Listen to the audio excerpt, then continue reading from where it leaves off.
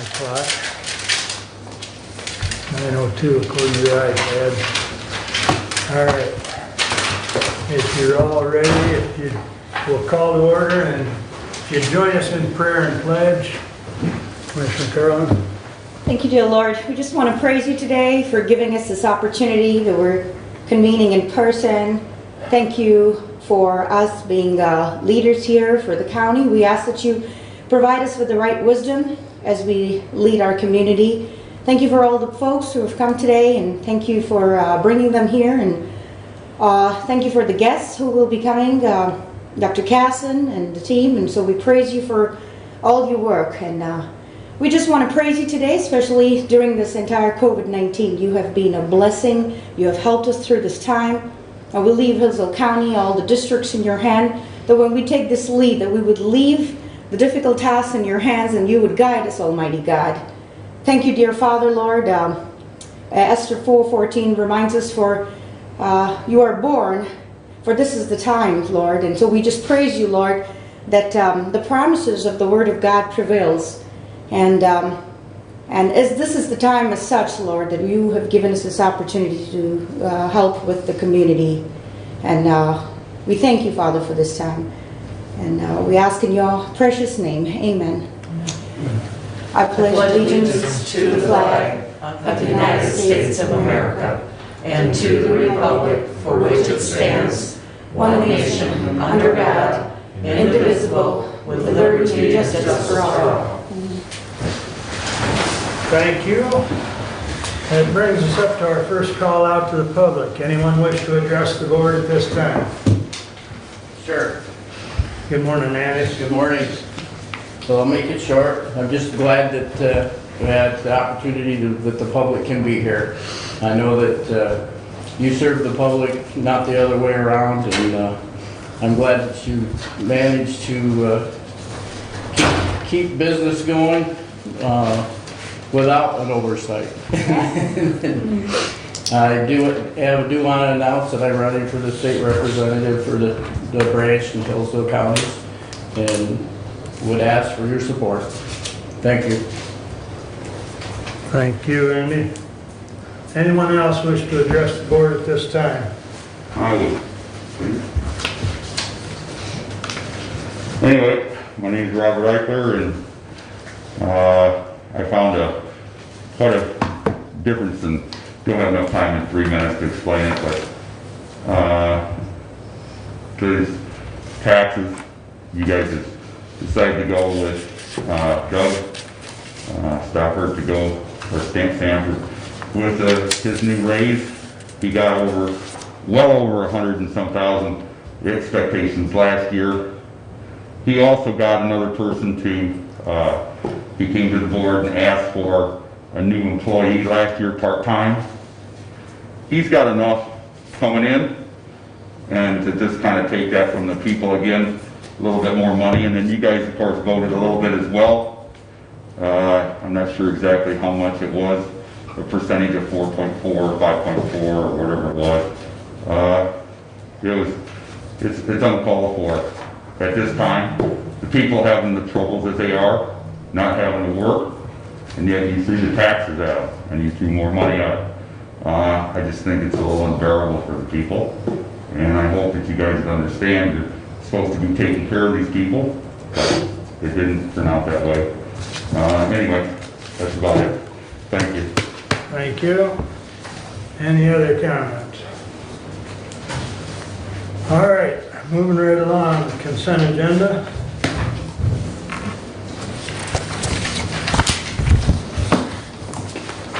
Entertain a motion. Move to approve. I second that. Any additions or corrections? Hearing none. Guess what? We don't have to do roll call. Yes, that's right. That's right. We've been doing roll call all through this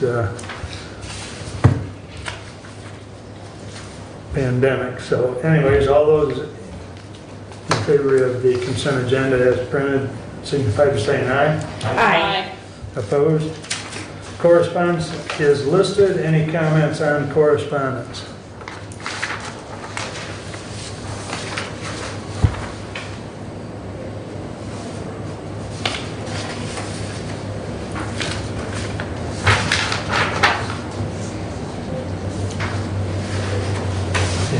of something, we can come back to that at a later point. So moving along, I'd entertain a motion. Go ahead, Ruth. Regular agenda, Yes. I want to add 20-064 under Bruce's report. Is that okay? Yeah, is this the one you Yeah. told me about, Judy? Yes. The one that's printed, right? Yes. Okay, and we've got that in the Should be a minutes. printed copy of each. Yes, Yeah. thank you. And with that, you move for, Yep. do I have a support? I second that. Thank you. Any other additions or corrections to the regular agenda? Okay, hearing none. All those in favor of the regular agenda with 64 added in there, signify by saying aye. Aye. Aye. Opposed?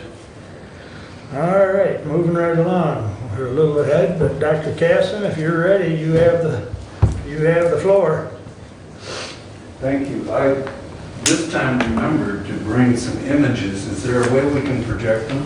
You know, David was up here with the computer, but then I think he took it and left. It's here, it's there set some- up for something I'm gonna go Is there through a with you computer? guys when I speak. Oh, I could call David. Here's the computer. Okay.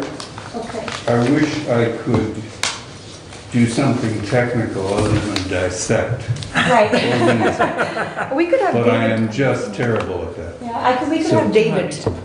These are hard copies of Dr. Kasen's report, and this is the exact same thing that is in your packet, but if you would like a hard copy, Namoni, you want one? Yeah, sure, that's the annual report, Yeah. right? Yeah. Right, Thanks, right. Ruth. Good. Yeah. You want one, Bruce? Dr. Casson, Jody's ringing David, our IT guy. Okay, He'll come up momentarily. okay. What you have is, yes, the hard copy. I have some of the images from that tend to summarize and push us through Those are all extras. the data. That's right. Can we follow along? Sure. Well, who knows? That's, it wouldn't be your fault if you couldn't. Shall I wait till somebody can? He's on his way. Yeah.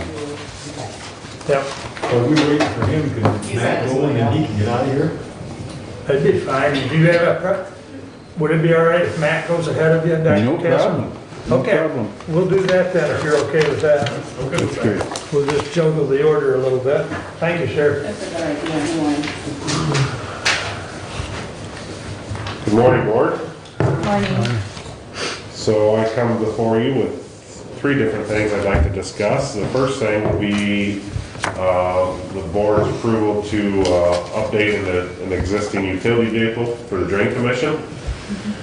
The current vehicle we're looking to update is a 2005, and we've been experiencing overheating issues with it. We had a local mechanic look into it. Basically, his diagnosis was the only way to repair it would be to replace the engine at a cost of around $5,000, which is, I believe, exceeds the value of the machine due to the age. So we're looking to update, and I've obtained 3 quotes. The funny thing is, stock inventory is rather difficult right now. There's one of these machines left in the state of Michigan. So I've tracked down that dealership, and they did give me a quote.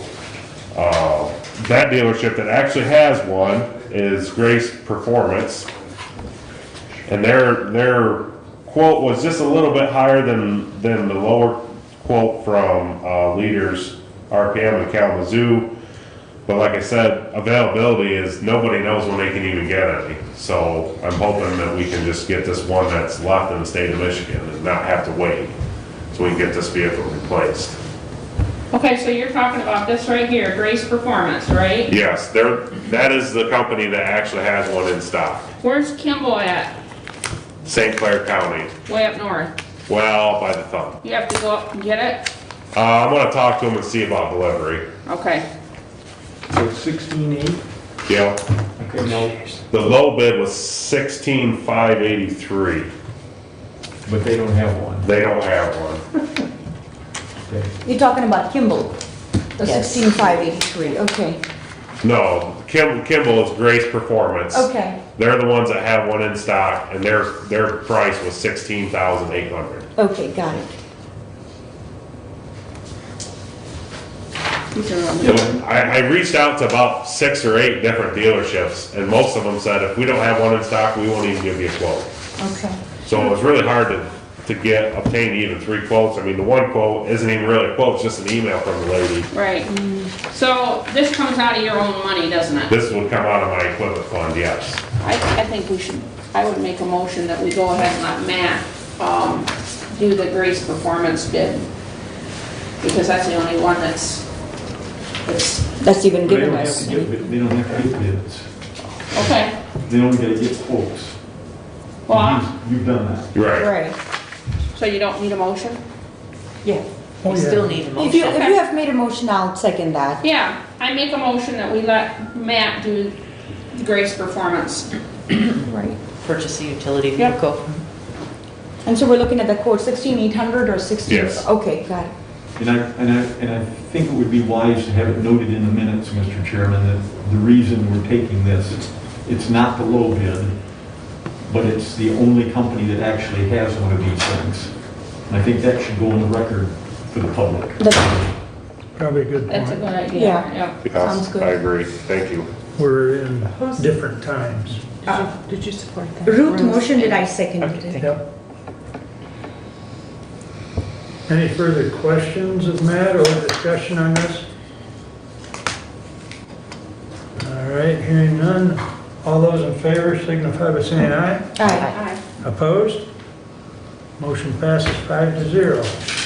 Thank you. Thank you. Okay, I guess next we'll get done with this computer, that way if David needs it to set something up for the medical examiner. So David has this on the TV screen over there. These are our new lake level monitoring systems. Okay. So we have one installed at Bobby's, Bel Air, Lakeland North and South, and Pleasant Lake for now. So these basically, I'll just open one up here.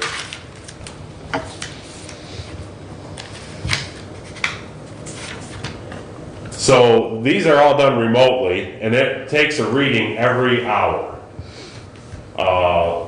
So right here shows the rainfall and all this water pressure, differential pressure, water temperature. There's the actual lake level. So right now, Lakeland North is about 1.75 inches high compared to what the legal level is supposed to be. So Right. it's pretty close. Right, right. You know, we can't hold it right at 0 all the time. Sure, absolutely. We try and just do the best we can.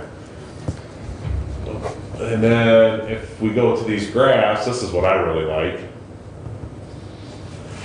So these graphs indicate, like this shows rainfall in the past day. So in the last 24 hours, Lakeland North received 0.22 inches or 0.2 of rain. And then if I can figure out, let's see, let me scroll down. All this other stuff is stuff that I don't really refer to much, but there's a graph of the water temperature. And below that, this is a graph of the water level. So that's pretty good information to have. And then if you switch the graph back, you can change the graphs to go by the day, by the week, or by the month. So let's just go by the month here. So in the past month, Lake Leanne received 1.91 inches of rain. And then if you go down to the lake level, the nice thing about this is we can study these graphs and determine how the lakes react to certain types of rain events, and then how to adjust them appropriately. So these have been quite handy. We had these implemented in before all the spring rains, and they were very handy, very helpful.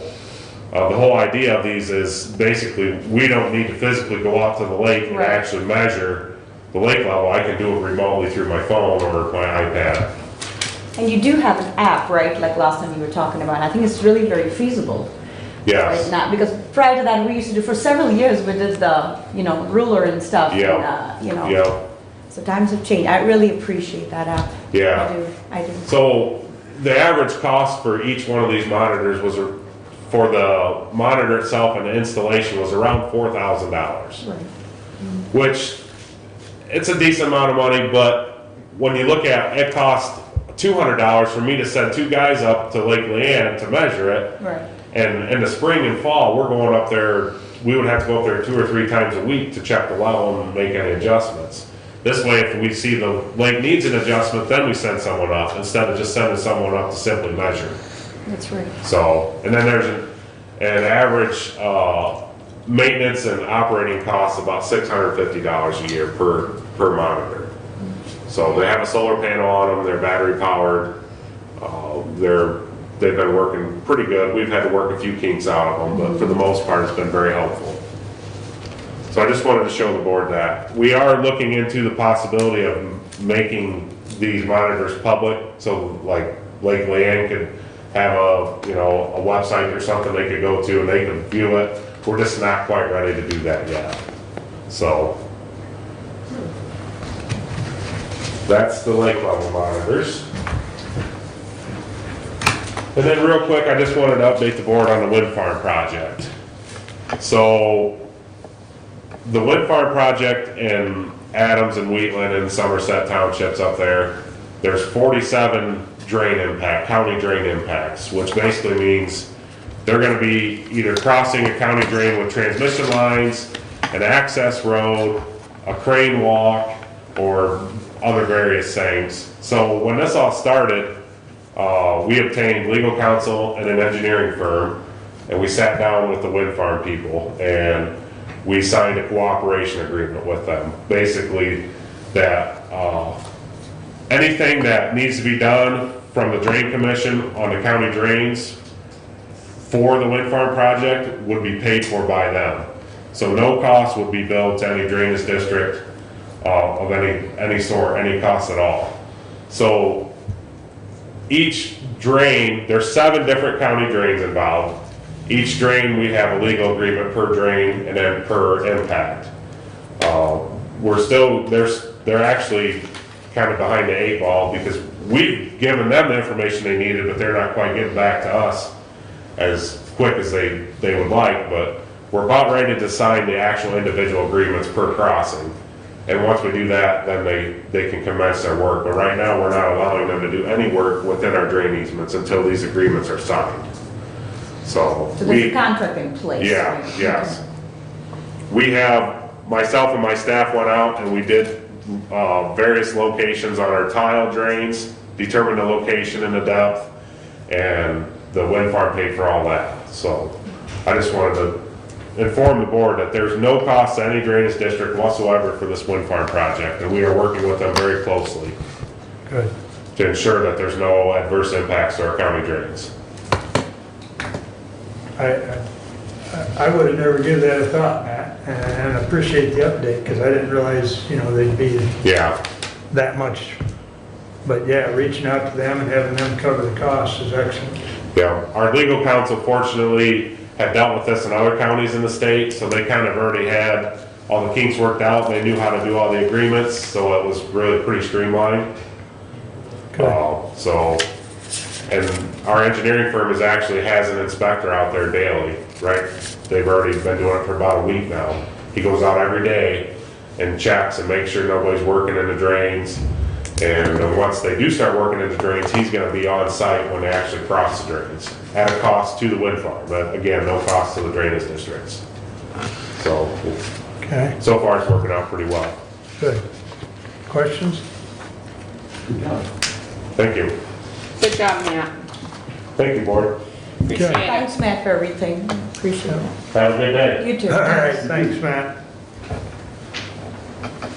Thank you, David. As soon as David's ready, we'll get going with Dr. Casson. Couple minutes. Couple minutes, okay. Well, if you can kill a couple minutes, Dr. Casson, David will have you hooked up in a few. Well, my wife would say I could kill him. Just give him a chance. Yeah. Your opportunity to pull a joke or two out of your hat. Yes. These are hard copies of, Derek, do you want one? These are hard copies of Dr. Kayson's report. Anybody that I think wants? that's the annual report, right? Same Annual thing that's in Oh, your it's the packet. same, Right, same, same. okay. Same thing that's in your packet. Right. Just don't leave them around town. Okay. Right. It might scare somebody. Yeah. Oh, my gosh. Ah, Yeah. Andy, did you need a copy? Oh, you have one. Bruce gave me one. Oh, Again. okay. Thank you. No problem. Perhaps I could talk while waiting Yeah. about, talk I can do, but perhaps I can talk about what we are doing now. Right now, we are evolving or trying to evolve into something that is in my mind and has been for some time, and I hope develops in the minds of the county administrators and board members in the immediate area. By that, I'm talking about not only Lenawee and Hillsdale, which have found a great way to cooperate with each other in medical examiner work or death investigation in general, but to include Jackson County. And the reason I say that is that we are now moving our autopsy operation. When we say our, we're talking about Hillsdale and Lenawee. We're moving our autopsy operation to the Jackson County morgue, and we are doing so right now. We have already had some bodies there. We have worked with the funeral directors. We have found that everything is just copacetic, as they say. And so this week, we are actually transitioning so that we are doing all the autopsies for all 3 counties in one facility. The new facility in Jackson County offers us several advantages. One is that it's new. The light is terrific. I mean, I almost felt like I had to wear dark glasses. I was so unused to it. The light is great, the equipment is good, and the space is terrific. The space can accommodate all 3 counties. We are not crushed in, okay? We are not replacing anything else. We still have our own office, we still have our own records, we still have our own response to death scenes. We still are going to have all our own investigators, everything, and you still have your own pathologist. But frankly, eventually, and I suspect maybe in a year or 2, we can talk all 3 counties into saying, let's just do it, everything together. And the reason for that is that it will be the most cost effective. That's right. To have a single medical examiner, more investigators to cover all 3 counties, a unified transportation system that is cost effective, that everybody accepts and likes, and the agreement of everybody that it works well. And hopefully we're setting it up on a good scientific basis. Okay, all according to the dictates and recommendations of the National Institutes of Health. And so starting this week, we are going to do all the autopsies there eventually. So I'm just giving you kind of a whispered introduction to this. What I would like to propose, quite frankly, is that the administrators from all 3 counties get together and consider putting everything together in one basket. I suspect it will be, from my experience elsewhere in the country as well as in the state, the most cost-effective program. So one step to get there is to, first of all, start doing all the scientific work in one place. Although we will maintain separate offices, we still have the office in Adrian that will serve Hillsdale and Lenawee County. That probably could be consolidated as well. One of the best steps we have made in that direction is that Sarah, our manager in the Adrian office, has been contracted with Jackson County to head their office as well because their manager has just retired. So she was just the only one within miles who could even understand what that kind of work is. She was willing to do this. So give her a big cheer when you see her. And we're just delighted about that because she will truly be a unifying force. I agree. Yeah. So that's what we plan for this year and rolling into the next. The next time I come back to talk about an annual report anyway like this, hopefully we will talk about that having been done, that step having been done, and that we have had no glitches. And thus far with our trials of doing the autopsies there and having the bodies then picked up by the funeral directors, there have been no problems.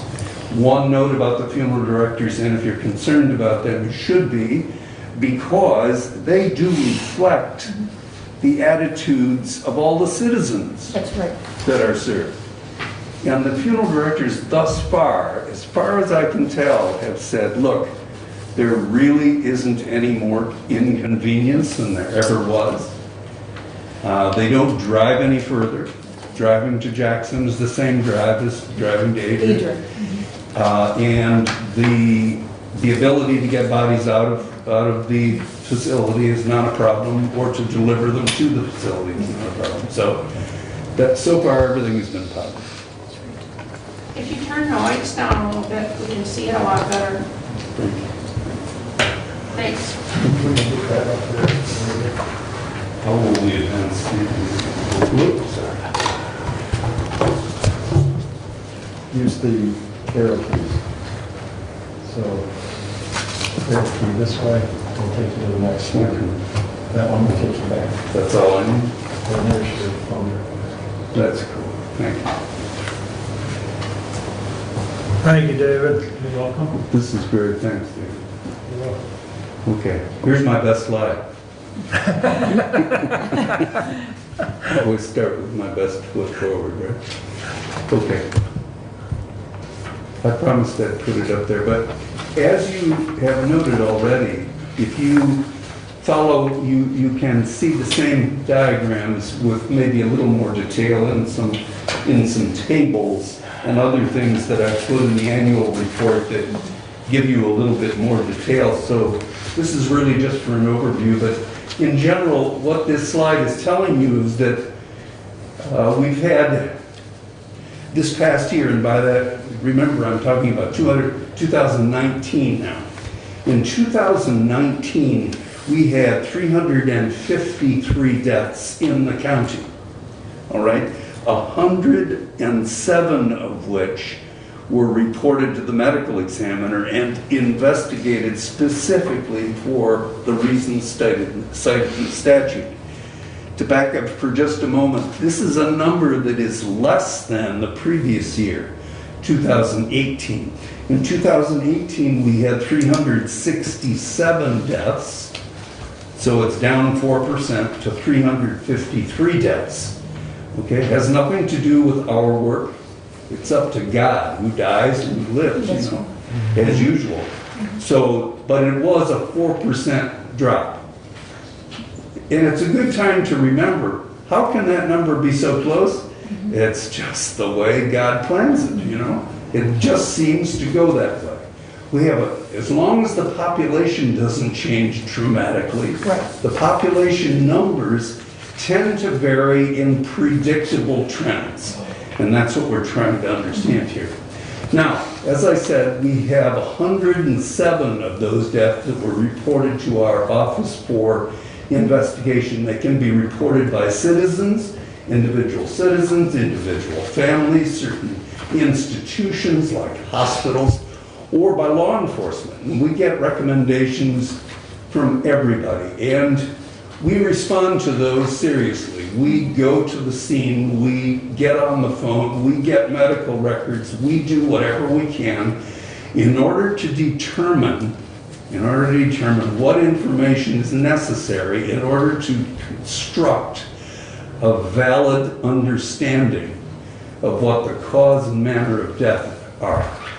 And those things we are, according to statute, required to certify, that is to say, write down and sign and swear to and prove why we believe that if somebody died by a certain method and in a certain way or from a particular cause.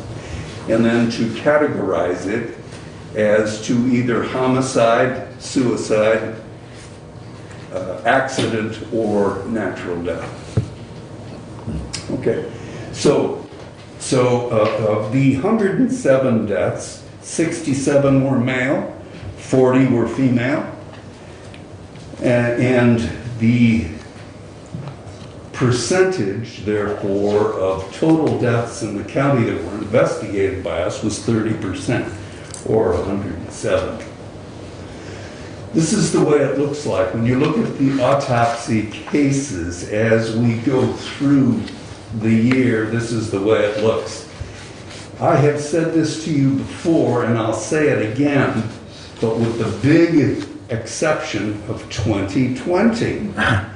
In 2020, deaths in the early months, we already know this, no? Yeah.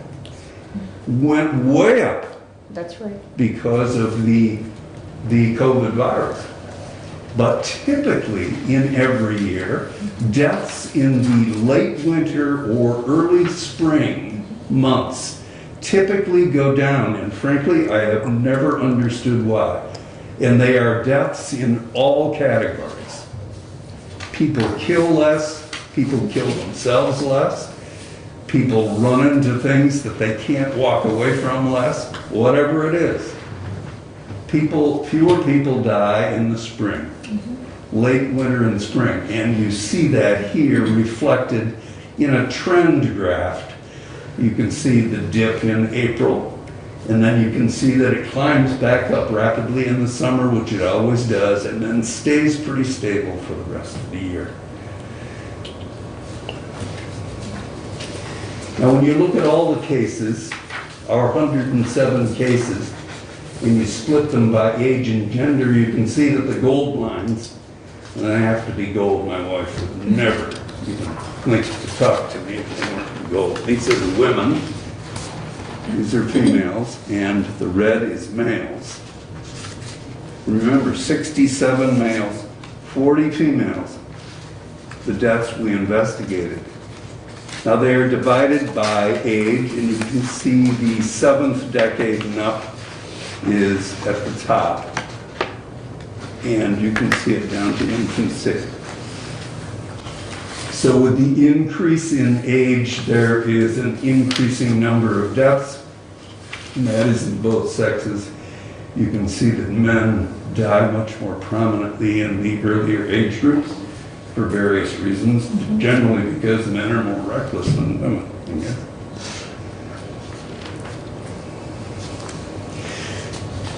People often wonder, where do people die? Well, the big orange area that you see covering about 75% of that circle is deaths at home. More and more people die at home now than ever before, and that is a trend that has been reflected in our culture. It's true all over the country. In fact, it's more true all over the world. But people more often die at home. In previous years, just by contrast, in the 20th century, more people died in hospitals.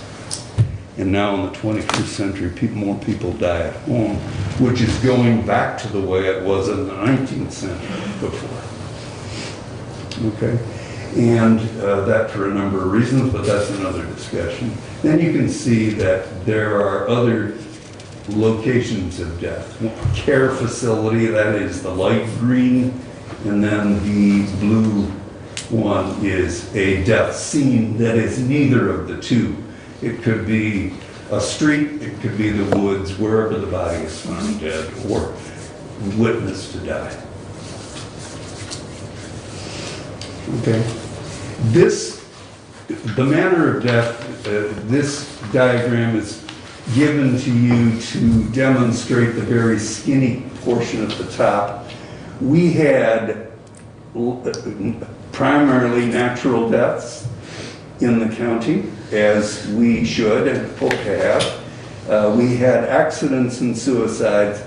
We had one indeterminate death, which I can discuss if you wish later. We had no homicides this year. Previously, in previous years, or last year, we had 3. This past year, we had none.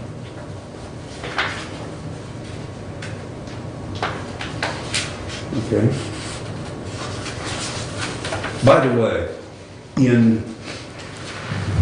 it's a good time to remember what these categories mean, and to remind you, let me say briefly, a natural death is a death that is due primarily and solely to disease. Okay? To disease. Whereas the other deaths are unnatural. And the other deaths are accident, which means that it was done through no intention to die, that it was a group of circumstances that conspired, so to speak, and produced enough force to kill somebody. And accidents are of a great number of types. A homicide is where a force, an external force, is directed at a secondary person, one person by another. Okay? It is either with intent or without. Okay? But it is the death of one person by virtue of the direction of force from another. And a suicide, of course, is where the direction of force is upon oneself. Okay? So those are the types of death. Indeterminate is a category that medical examiners are allowed to use on death certificates when the circumstances are so conflicted and not well enough understood that a decision can be made as to whether the unnatural death happened by virtue of somebody's intent or by an uncontrollable group of circumstances. Okay? The one indeterminate death, as I recall here, was the death of a person who was a very physically dependent person. She was severely handicapped and was cared for by a person who herself was far more handicapped than she should have been in order to care for her. And so the death was one of neglect, but the neglect may not have been culpable to the extent of saying that it was intended. And so if I do not have adequate evidence that it's intended, I will back off and say this may well have been a terrible, unfortunate accident. It is being investigated still, as far as I know, by the Sheriff's Department. As I indicated to you before, we had one death like that and no homicides. So if you look at mechanisms of death or how people die in the various categories, you can see there that there are drug deaths, and we had 3 drug deaths. By the way, the numbers of drug deaths in Hillsdale County during 2019 went down from 8 to 3. 8 the previous year, 2018, to 3 in 2019, which is great progress in whatever was done to, if anything, to cause fewer people to die by virtue of misdirection in use of drugs. And this is different from the national trend, where the numbers of deaths due at least in part to drugs has gone up, as has the number of suicides. That's nationally true. That is not true here in the case of drugs. And when I say here, I mean in Hillsdale County. You can see, though, that there are the mechanisms of death, which cut across all manners of death, include various forces, as I said, some of which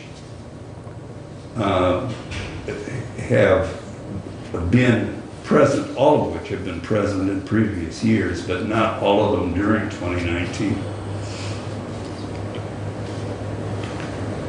That one on the far right, malnutrition, is the one that I was speaking of. Right. The death that was called indeterminate in manner.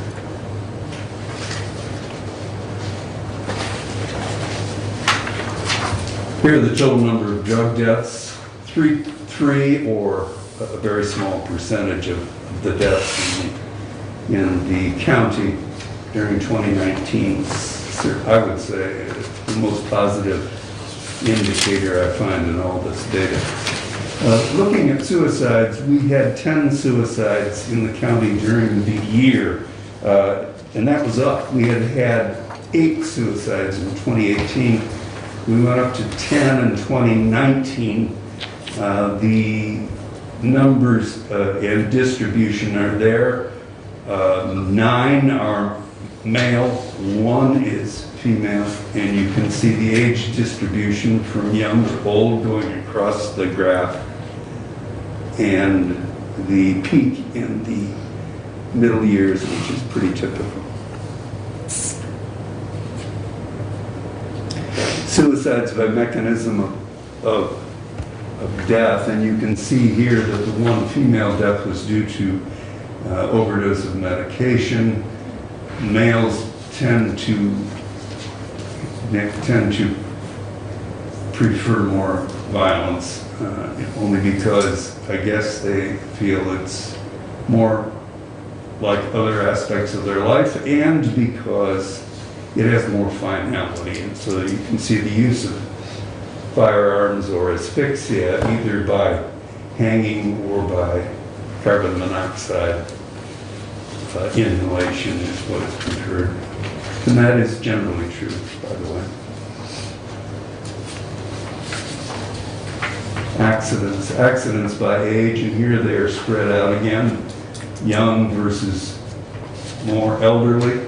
You can see all the female deaths due to accident are over the age of 70, and all the males are under the age of 70, but they're not close in age. They are distributed pretty evenly over all the age groups. I don't know what happened there. Okay. Mechanism of death, you can see there the accidental deaths that have occurred. You can see that in the spike to the left of the graph is primarily males and primarily MVC, or motor vehicle collisions, and that is true all over the country. Males and fast vehicles go together. That's right. Maybe that's the reason. Accidental deaths, however, by cause are distributed there. You can see that a female death was by a fall, and the rest are male deaths, including, can you read those? Drugs? Right, yes. Okay. Drowning, so. Poisoning, crushing. Poisoning, yeah. Hypothermia. Okay. All right. Okay, that is much as I'm going to hold you up this morning, but I wanted to give you an overview of what it is for 2019. We put it into print for you with a little summary on the front by way of introduction. And so let me simply say that I sincerely appreciate the cooperation of everybody here in the county, certainly the interest of everybody in the county, which has been great, the support we have received, and the downright assistance that we have gotten from law enforcement is just terrific. That's right. They have all been kind enough to be congratulatory and so on in our institution of the service in the county. If they had anything negative to say, they didn't say it to us. So, although we want to hear it, because we want to continually improve. And we are most grateful for your support, all of you. So thank you again. And I started off with what I was going to end with, and that is kind of a preview, but you will see pretty different statistics when we look at 2020, because we think we already have lived through the biggest change. Hopefully it has been the biggest change. And that we will see greater numbers of deaths in 2020, and that we will have gone to another location for our autopsies. So a lot of changes in 2020. Thank you very much, all of you, Thank you, Dr. Gasson. for your attention. Appreciate it. Thank you so much. Are there any questions, by the way? I shouldn't be. Well, it doesn't Yeah. look like it, but That means I spoke too long. we certainly Thank you. appreciate the update. Thank you. Okay, Thank you. hey, and there was one. Okay, that brings us up to committee reports. Bruce, you're first up. 20059 to the Honorable Board of Commissioners, we respectfully submit the following recommendation for use to Windmill Farm Project tax revenue in Moscow, Adams, and Wheaton Townships to be used as follows. Provide an annual $135,000 allocation to the defined benefit plan for the next 20 years as a step towards fully funding this plan as required under state law. Provide funds for a 6-year bond in order to install a new heating and cooling system in the Hillsdale County Courthouse. If either project listed above requires more money than is being allocated under this resolution, they will be funded first before any other projects are funded from the Windmill Farm tax revenues. Respectfully submitted, Bruce Caswell. I move the adoption of this resolution. Support. Now, there was some discussion, Ruth brought up the fact that we can't allocate money for future boards.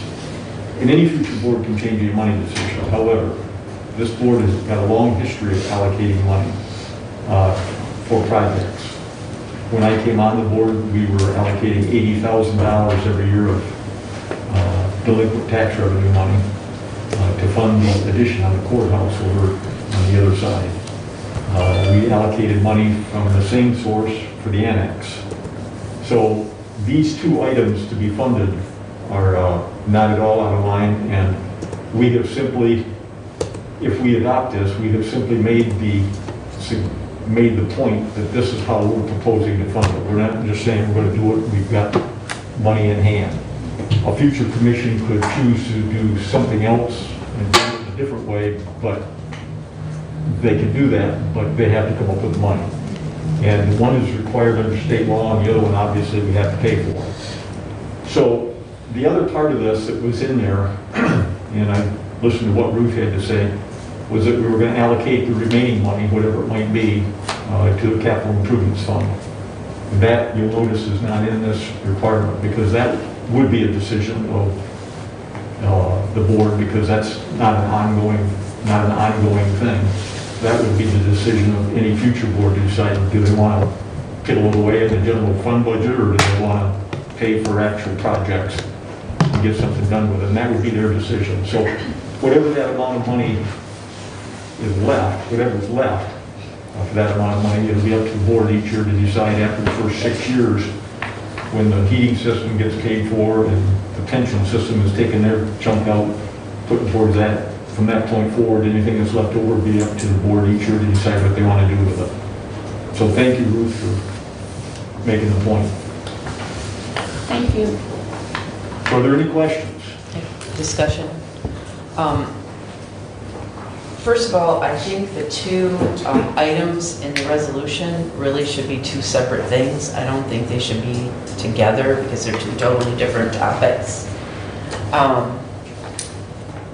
Also, I think that if we want to decide that we're going to put in $135,000 into the pension fund next year, because you're going to be working on the budget for next year shortly, I don't have a problem with that.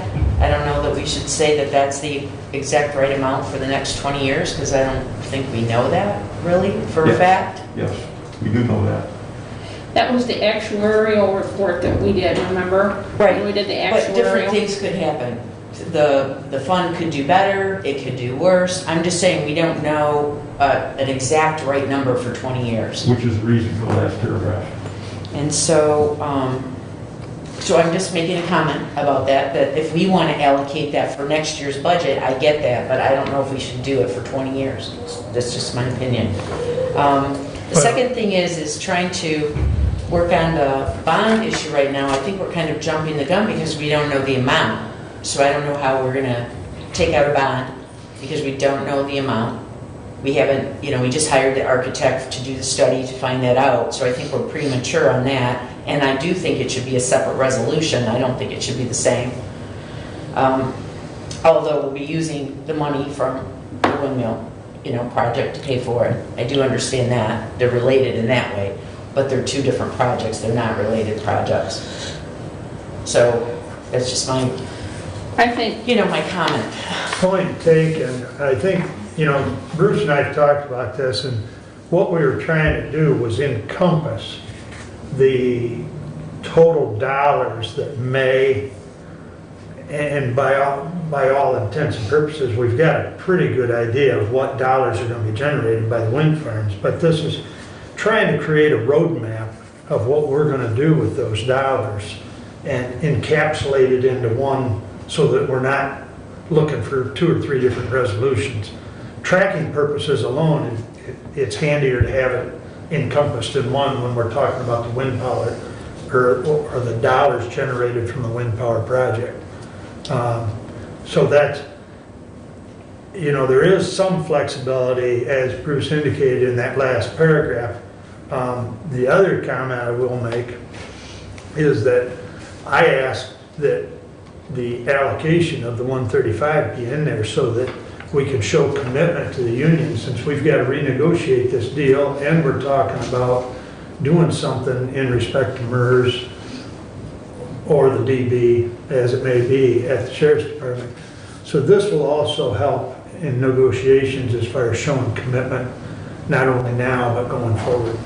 So, because it is underfunded, and we do, it is our liability, it is our responsibility to fund that. I don't disagree. I'm No, just saying so- we don't know for the future the exact amounts that we'll need.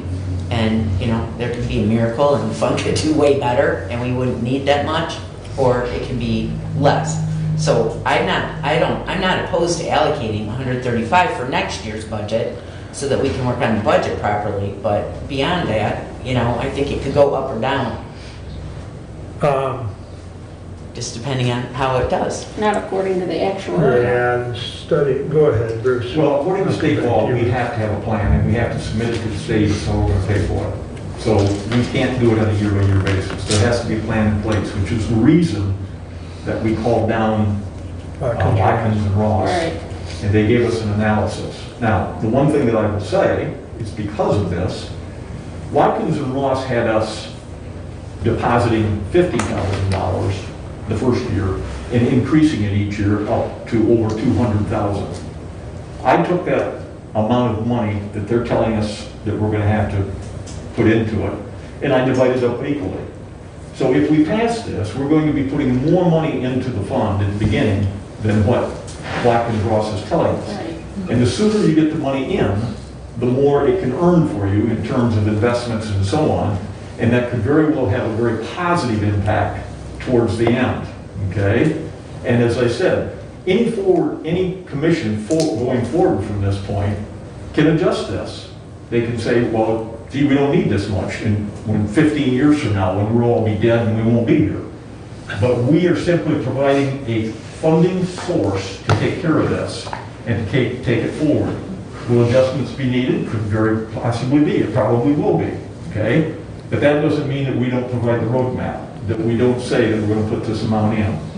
Now, in terms of the heating and cooling system, we were told that it was, well, originally we were told it was going to be 600,000. That didn't pan out so close, but we were told in one of the bids, one of the RFPs, that it was going to be, one of the quotes that came in, it was going to be around 1.3 million. If you take what we have been told we're going to get from the wind farm, and this is all preliminary right now, but if you take that amount over the first 5 years and take out 135,000 for the pension plan each year, what's left is exactly 1.3 million. Okay? That's the reason this has been extended to 6 years. Okay? To give us some play in there there'll be a couple $100,000 more put into this that will be available if needed. And it gives us the ability with this resolution to simply say, we don't have to pay for this, but over 6 years. It could very well be that Stephanie could bring us back bids if we elect to go ahead with this, and we see what the bids are going to be and so on and so forth, that we only need 4 years. It might be that we need 7 years. So yes, there will be adjustments that will have to be made.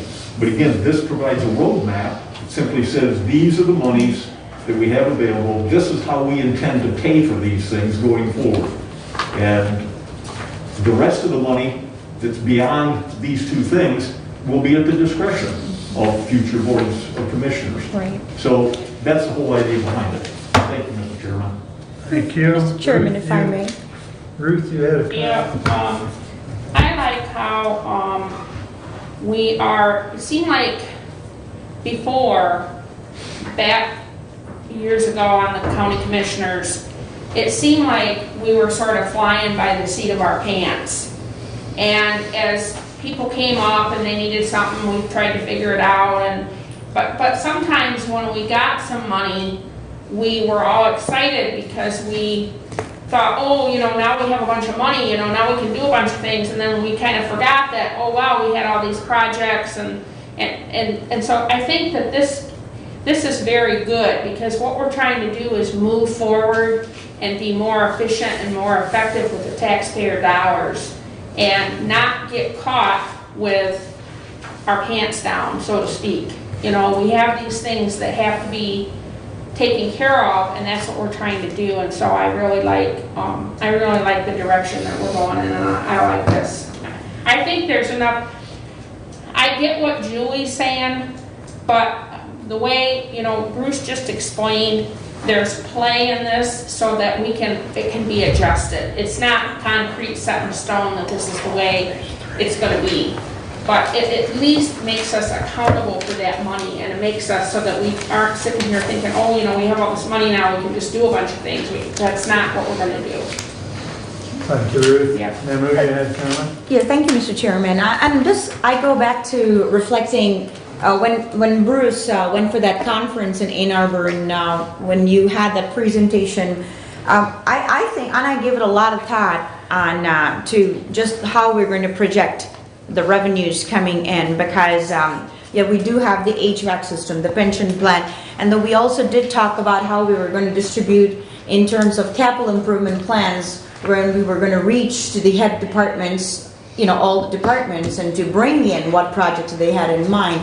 And I think like I said, I gave it a lot of thought. The way we're going to project all of this is that we're going to have a format, not that we're trying to have it concrete, that this is where it should go and this much of monies, but at least the allocation of monies that are going to go would be, the way we'd already planned. And so I think if this has never been done in the past, I think it's a good format to put in the future, so that we're at least going in a manner where when the monies do come in, we have the capital improvement plans kicking in with whatever projects each department has, in place. And I'm hoping that reflection goes back to the training program, to the conference that you had attended, and gave us basically a platform of what we were going to do. Although we don't have that jurisdiction as to how townships should operate, as to how their revenues are coming or whatever. Our jobs here is, when the revenues do come in, how we allocate in a more responsible way. And I think that gives us a little bit of a feedback, strengthens out, and I like the breakdown that you had given in regards with, because I know our HVAC system, I think, is going to be touching $2 million, and we talked about that, and the allocation within the pension plan, and the allocation again furthermore with what the department heads were going to bring back, with their projects and concern. Because as you see, and I keep stressing, and I cannot stress enough, that one of the departments, the sheriff's department, they've always had the projects in mind. And again, until unless we don't have these every head department to bring in all those details of what it is that they want to infuse in and how they want to bring in, it's not going to be a possibility for us to just, this is a good format. So I appreciate it. So you took on or no chance? Pardon? As far as I know it is, I don't know. Yeah. I think That's it's not probably on a sleep mode. Is it on? If you- Jared said it's on. Okay. If you press the key, probably it'll turn on. Did you need it on? No, I was Okay. just wondering, because usually it's on. Yeah, it probably goes in sleep mode. Okay, Yeah. sorry. Okay. No, no problem. All IT minded here. Right. All right, thank you for those comments. And anything further on 20-059? I'm gonna do a roll call, please. Commissioner Gaines? No. Commissioner Wiley? Yes. Commissioner Caswell? Yes. Commissioner Carla? Yes. Commissioner Brown? Yes, Resolution 59 passes 4-1. Please continue, Bruce. Resolution 20060, the Honorable Board of Commissioners. We, the Board of Commissioners, recommend contracting with the firm Foster, Swift, Collins, and Smith to assist the county in determining its options and adjusting the pension plan. In authorizing these services to be performed, the Board of Commissioners reiterate that at this point in time, it is merely investigating the possibility of changes in the retirement system and recognizes that any proposed changes would be subject to the process of negotiations with county bargaining units. Respectfully submitted, Bruce Caswell. I move the adoption of this resolution. or, Now, this company was the company that came down from Lansing and talked to Mark and I 6 months ago, Thereabouts. 8 months ago, Yeah. last fall. Yep. Talked about the process that we had to follow to go through in order to adjust the pension plan. And one of the things they suggested was getting a hold of Watkins and Ross, who came down and did an analysis of our plan and told us what we were going to have to put in over the next 20 years in order to fully fund it, which is required under state law, which is what we just took care of in the previous resolution. Now, there's other things, and this is the decision that we have to make, but do we want to stay with MERS or do we want to leave MERS? If we leave MERS, basically, number one, this company, Foster Swift, would work with the withdrawing employer, that would be us, and the actuary, okay, that's Watkins Ross, on an estimate of the dollars that should be transferred from MERS to the replacement plan. Now, they're telling us that we needed to get an actuarial analysis of the value of our pension plan so we know the dollars to be transferred. Derek and I talked Derek, please come on up. We talked, Mark, I don't think you made it there on time, but we talked Yeah, I was to a couple Watkins minutes late. Ross. And Watkins Ross says, no, you don't need to do that. You can accept what MERS says it's worth, and that's it. We wouldn't come up with anything different, so you don't need to do that. Then number two, Foster Swift would review the MERS withdrawal proposal with the employer and the actuary and draft a response. And now that all has to be done within a 10-day time frame. Then number three, Foster Swift would schedule meetings with MERS, prepare agendas and proposals for those meetings in concert with the employer, us, and the actuary, Watkins Ross, and attend these meetings with the employer and actuary. We think there may be 2 such meetings with MERS before the negotiations are completed. And then they got back with us, told us that if we could have this done by the end of June, which we're not going to accomplish because of all this COVID stuff, but if we could have had it done by then, they believe 1 meeting would take care of it. Apparently, MERS is not going to stand in the way of us withdrawing if that's what we want to do. And then at the conclusion of number 4, at the conclusion of negotiations, we would confirm in writing with MERS what the parties had agreed to. That written confirmation would serve as the basis for the final set of calculations that would form the basis for the cash transfer from MERS to the replacement pension plan. Now, this company also deals, and they've dealt with it around the state, with other counties and other municipalities that have withdrawn from MERS, and they have private investors who this is all they do, and would put us in contact with those investors and set us up with it. And that would be during the time that we're negotiating and so on and so forth, so that they would be the administrator of the account. And quite frankly, from what we know at this point, the administrative costs for one of these private investors would be considerably less than the administrative costs that we're getting charged under MERS right now. The decision to get out of MERS is a big one, and we have to think seriously about it. Okay, it's not something that we can just be flippant about. You know how I feel about MERS. I think they've been very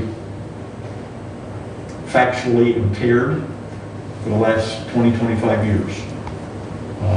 We discussed at the health department meeting just the other day, MERS and their analysis that they gave the health department in terms of what they need to put into their pension plan. And they've converted like we're proposing to, new people coming in are in a 401k, the old people are staying in the old plan, the DB plan. We stumbled upon, we had a bookkeeper at the health department that was asked good questions, and he stumbled upon the fact that we could be getting Medicaid reimbursement that we've never been getting before. And it amounts to $550,000. Between 5 and 600,000. Okay, every year that we're getting back. And we made the commitment in the health department to put all that money towards the pension plan. Well, what we're paying into the pension plan right now is about $300,000 at the health department. With newly revised figures, that MERS is finally starting to get a little bit more straightforward. That now looks like we're going to have to be putting in somewhere in the neighborhood of $800,000. So this entire new amount of money that's coming in, okay, is all going to the pension plan. And if we hadn't had that, we'd have been up a creek. Just like if we didn't have this windmill project, we'd be up a creek in this county. And we don't have any choice. The state's passed a law. We have to fund these pension plans and get them up to snuff. We can't put it off and kick it down the road.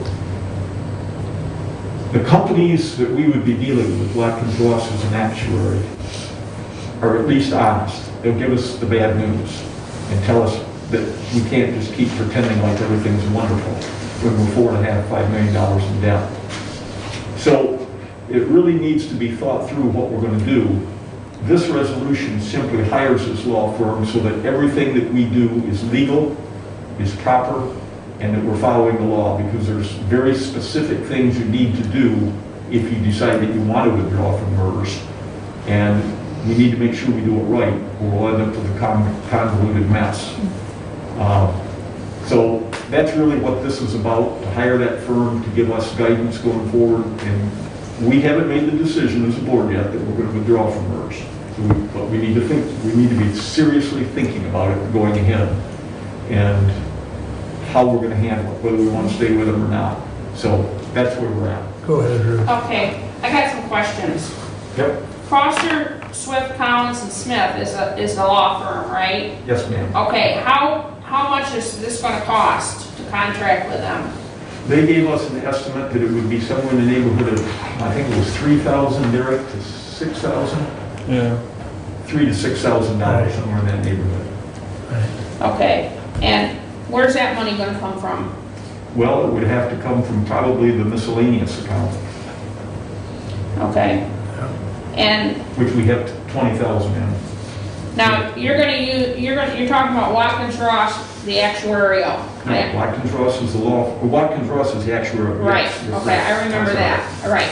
Okay, now, don't we have to have a resolution like this, similar, because we never voted on Watkins Ross? Oh, yeah. I don't think so. We had the presentations and they gave us the packets and we went through all that last winter. But no resolution. But then we never, because I brought that up one day when we were on the phone and I said, when are we gonna make this decision about this actuarial? Oh, We never well, made a decision which one we were gonna pick. We were gonna come back to it. if I recollect correctly, we had a resolution to hire them to do an actuarial, but we didn't take action on the Right. actuarial because it's part of the information that we're accumulating all this information to make an educated decision on whether we do or do not get out of MERS. So we don't have to vote or make a resolution that we're selecting Watkins Ross. We've already done that, you're saying, now we're moving Right. forward with this. Yeah, and they won't Okay. be handling, they're not an administrator, they're an actuary. Okay, So okay. they wouldn't be taking care, if we chose to leave MERS, they wouldn't be taking Right, care of right, the right. account. Okay, I gotcha. Okay, Yeah, What they would do, what they do, their job is, whether we're with MERS or we're with DeWard Farquhar, they can come in each year, every 2 years, every 3 years, however often we want them to do it. They can do a study of our pension plan and determine for us whether or not what we're being told by the administrator, whether it's MERS or somebody else, is accurate. Okay? So, They don't administer it. Right. Go ahead. right, so with the direction that we're going, so the contract are we bound to a contract with MERS at the moment? And if yes, how long is it? And if you have to get out, now there are two questions to the same. And if you have the decision to get out of MERS, what is it costing us to get out of MERS? $3,000 to $6,000 Per year, or? They told No, us it would no, no, cost no. them Okay. to get us out of MERS if we make the decision to go in that direction. Yeah, but that's not. So, That dollar amount is part of the exploratory process correct. to get the information for us to make an educated decision on whether we want to leave MERS or not. All right, because we did have a very long, lengthy presentation at one point at MERS. You remember MERS, when they came in, they gave their Yep. presentation. I was with the sheriff department and they came there too because I wanted to listen again to them. And, you know, if we choose to obviously get out of MERS, you know, my only question and concern here is that is it going to cost us on a yearly basis to have that agreement resolved and to pull back our contract, or is it just one-shot deal of which is going to cost us $3,000 to $6,000 to get out of MERS? One-shot deal. If Okay. we make that decision. Right, and that is going to come from the miscellaneous, not the general fund? Well, the miscellaneous money, I want to be clear, is part of the general fund. Right, Yeah. I'm understanding. Do we know what our, so like I said, do we need some kind of a resolution today or at some point to get on the table that we're going to have this, you know, in place, and we would put miscellaneous amount of money, which is $3,000 to $6,000 in order to get out of this contract with MERS?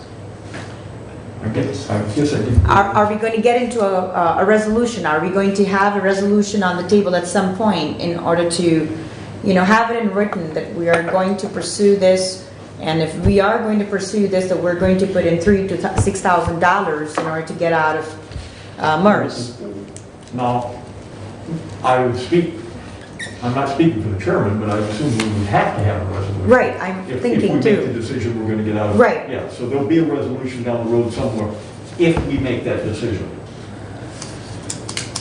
Mr. Chairman, Go ahead, but shouldn't the resolution today just say that, hey, we want to enter into a contract with this company and we're going to spend up to possibly $6,000 to do it? I mean, shouldn't that really be, this resolution that we have on the table seems kind of It a seems, little bit nonsensical. I mean, I just think it should be more straightforward and just say, if we're gonna do this, in order to, you know, make a decision, if we're going to stay with MERS or go with someone else, that it should just simply say, hey, we're gonna hire these people, it's gonna cost we're gonna spend up to $6,000, we're gonna enter into the contract, or should we just not do this today and just go ahead and pursue it, and then when they come back with the contract that says how much it is, approve it with the resolution?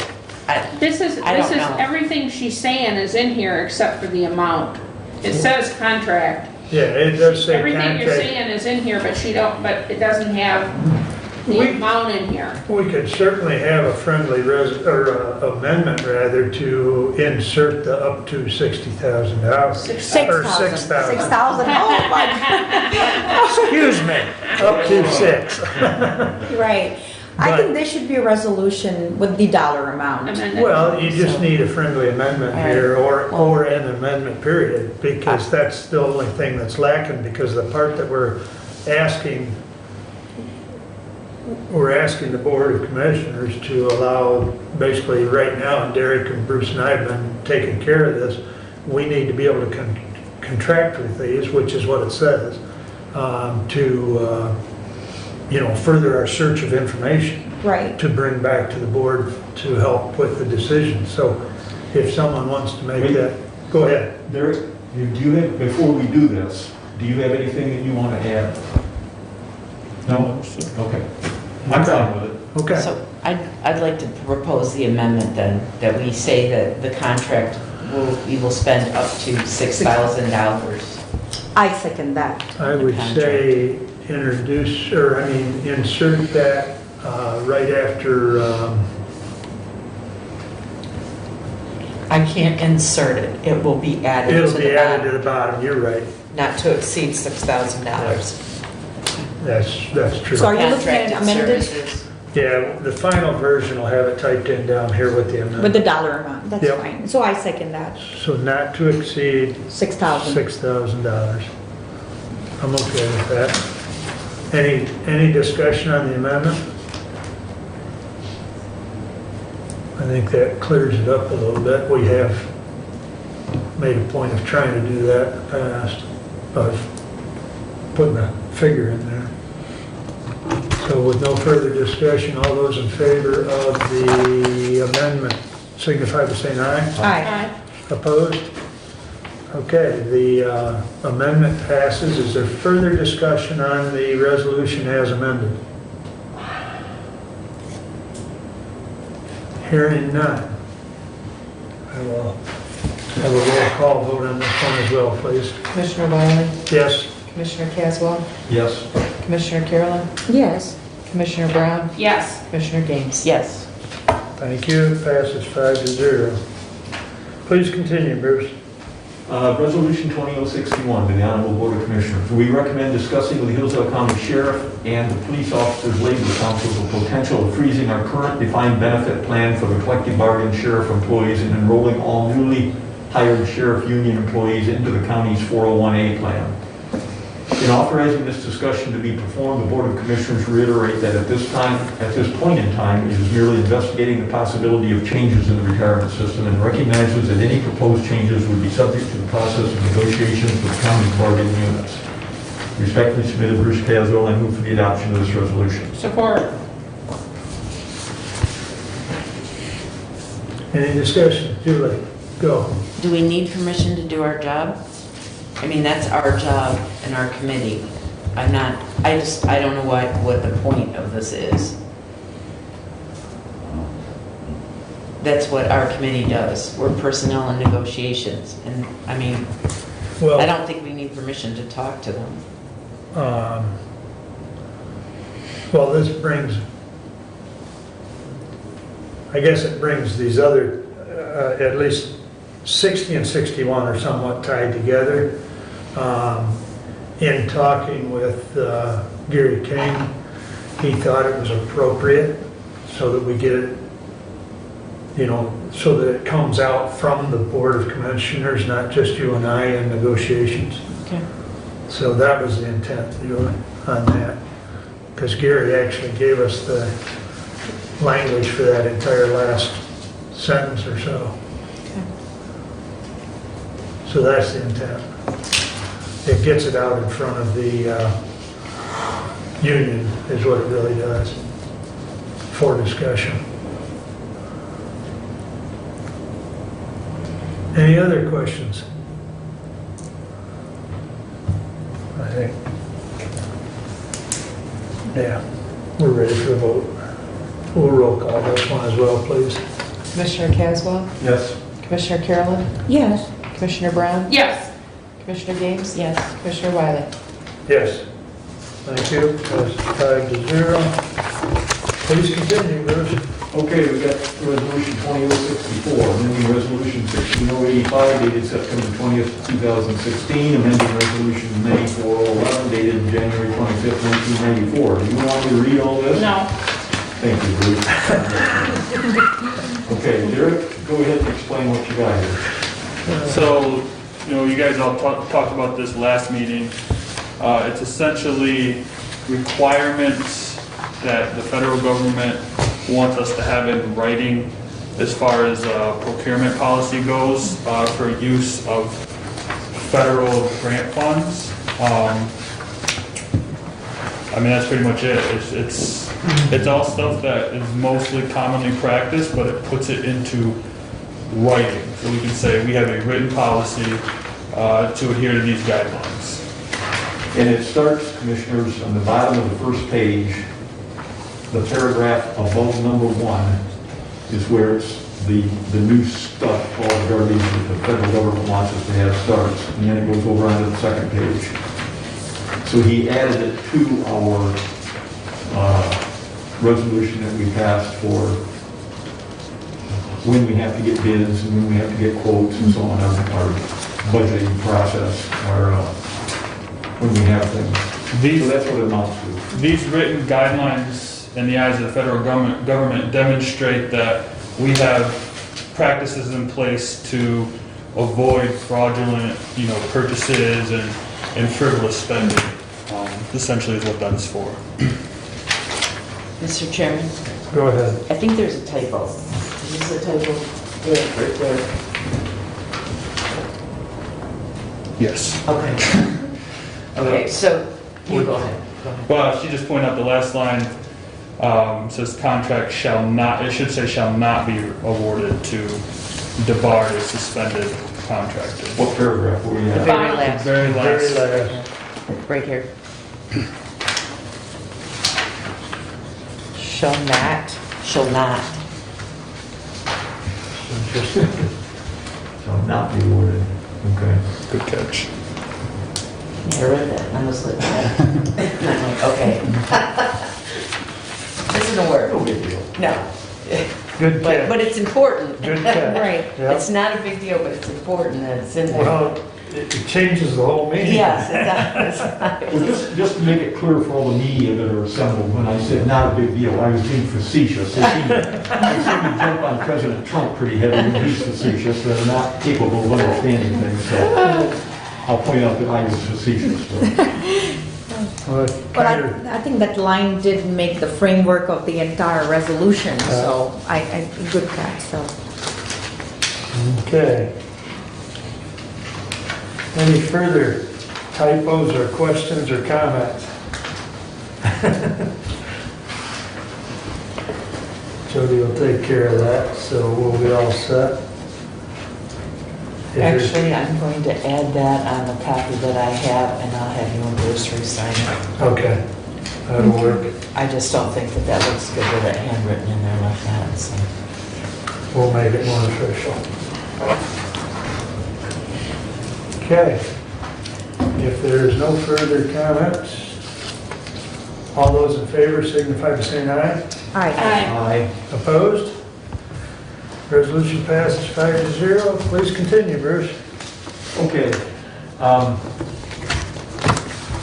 I got here from Lifeways that they did not pass their compliance review for the recipient rights plan. And they are writing a response to the state as to what they're going to do to take care of that. And that's due on the 25th, which is this Thursday. So also their strategic planning summit is going to be April 21st. We finally met by Zoom with the substance abuse people, and we talked about a lot of things, but they're getting a ton of COVID or CARES money through from federal government. I mean, more money you could shake a stick at. None of that can be used to replace PA2 money, which is kind of the flexible money that we have, think of it kind of like general fund money, that we can spend it anywhere we want to spend it on drug situations, drug problems. For our county, right now, we are overspending our PA2 money. We get about $50,000 a year. We're overspending it by $26,000. Now, we have a surplus. So at the end of the year, if everything holds true, we will have a surplus of about $39,000 left in that account. 2 years ago, we had $110,000 in that account. Right. Now, it could very well change between now and the end of the year, because if the feds, if MSHN finds all kinds of block grants that they can pay for programs that currently are supposed to be paid for under PA2, they can put those block grant monies in and take the PA2 monies out. So we really won't know until the end of the year, but we are spending down that PA2 money. We did something that was really expensive, the Prevention Council did, and that's put a drug education program into all the schools in the county to try to reduce the amount of drug use and so on. There's also been a lot of discussion, and this was pushed by Senator Shirkey, to privatize the mental health system in the state. And if there's one good thing that's happened with this COVID deal, all that's come to a screeching halt because they don't have any money in Lansing. So that whole thing is on hold right now, but you can bet your bottom dollar that he'll bust his tail in the next 2 years before he's terminated out to try to privatize it. And it would be a huge mistake, in my opinion, huge mistake. That's about all I got from them.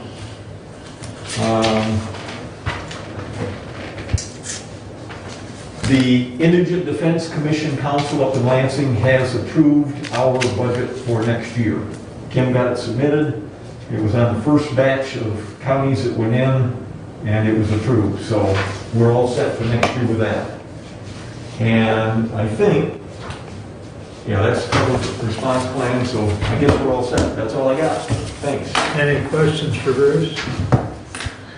With the board's permission, while Derek's still here, so that we don't have to keep him too much longer, so we can get back to, I'm gonna ask that we move 20-63 up, and I'll take care of that right now. Derek and I are more versed on it, so if no one has an objection, I'll read that one and we'll take care of it so that Derek can comment on it. So 20-63, we respectfully submit the following recommendation in regards to funding the deductible of health savings accounts for employees that become eligible for health insurance in the middle of the year. For employees that switch to our Hillsdale County HSA Priority Health Plan with a qualified life event, and for newly hired employees that have completed their waiting period and chosen the Hillsdale County HSA Priority Health Plan, health savings accounts will be funded prorated based on the day in the year they become eligible for health insurance. Funding for newly eligible employees will be distributed in 2 installments for anyone eligible prior to July 1st of the given year. Half will be distributed at the time they become eligible and have submitted all proper paperwork, and half will be distributed in the first week of July. Anyone becoming eligible after 1st of July will receive 1 installment at the time they become eligible and have submitted all proper paperwork. Furthermore, employees who require use of their HSA in excess of the prorated amount they receive based on their eligibility date can submit a request for the remainder of their deductible that was not initially funded. This is to be effective for all employees who become eligible for health insurance on or after June 23rd, 2020. Move for adoption. Or, I second that. Oh, Okay. sorry. That's fine. Derek, would you like to explain a little bit? I know you Yeah. and I have worked on this, but go ahead. So basically, if an employee becomes eligible in June 1st, they would get, a prorated amount of their deductible. So instead of getting 100% of their deductible, they would get 8/12 of their deductible. And if it's before July 1st, they would still get it in 2 installments. So they would get half at the time they become eligible, so half of that prorated amount, and the other half of that prorated amount the first week of July. As an attempt to keep from having, in the last half of the year, 20 different, having to track 20 different newly eligible employees, and make sure that we get them funded for their second half of the installment.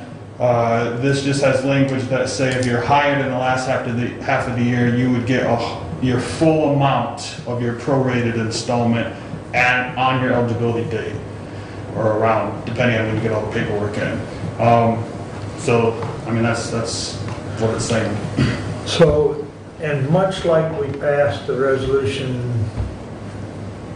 I don't know, I think it was probably February on a case-by-case basis, if someone blows right. through their amount, Right. and so they need that second payment, or in this case, need the rest of their prorated amount so that they don't end up eating the whole deductible, Right. which, is what we discussed back in February. I think this, along with that one that we had from February, kind of takes care of that situation. I think to date, we've had, maybe 5 of those? 5 or less, 4 or Yeah. 5, somewhere in there. So really, it's working quite well. The documentation they bring in, of course, is subject to HIPAA, and so Derek and I have kind of kept that in-house, but we have granted, so it's not been a widespread problem, but we need to make sure we've got something in place. policy that, on a day-to-day basis, assists Derek, so. Sure. And that's pretty much where this has come up. I know Carol and Derek brought it to me as far as what do we do with, and of course, and I'd be happy to send out the emails to anyone that would like to see the response from Gary King as well as John O'Connor. So in communication with them is how we came up with this. That's all right. I think it's good to have a platform, I guess, Stephanie, you have a question? I just think you should add, where it says have to be distributed, I would think you should say half prorated should be distributed, because it looks like it's half of the real amount, the full amount. Half prorated. Yep. That's the last line, is it? No, it's in the middle, right here. And then the second paragraph where it says after proper paperwork, half the prorated. Prorate, okay. So would you need to amend that, or just going to add that verbiage to the resolution? Well, wait a minute here now, because if you read back up above, Namu, Yes. it says their waiting period and chosen the Hillsdale County HSA Priority Health Plan, health savings accounts will be funded prorated based on the day of the year they become eligible. So it's stating it up there, then it goes on and it says funding for newly eligible employees will be distributed in 2 installments. Does that cover what you're talking about, or do you think you're thinking it needs to I be think it said? needs to be emphasized, half prorated, and the two, where it says half, there's 2 sentences there. Okay. I think it's redundant, but I understand that she's trying to avoid Yeah. confusion. Yeah. I think it's important to reinstate it towards that line as Yeah, half prorated. yeah. So I think, I don't know if this is all right with you, I think you should either amend it, put the verbiage in, or have a amendment to the resolution. That does make sense. So it says half of the prorated amount will be distributed at the time they become eligible?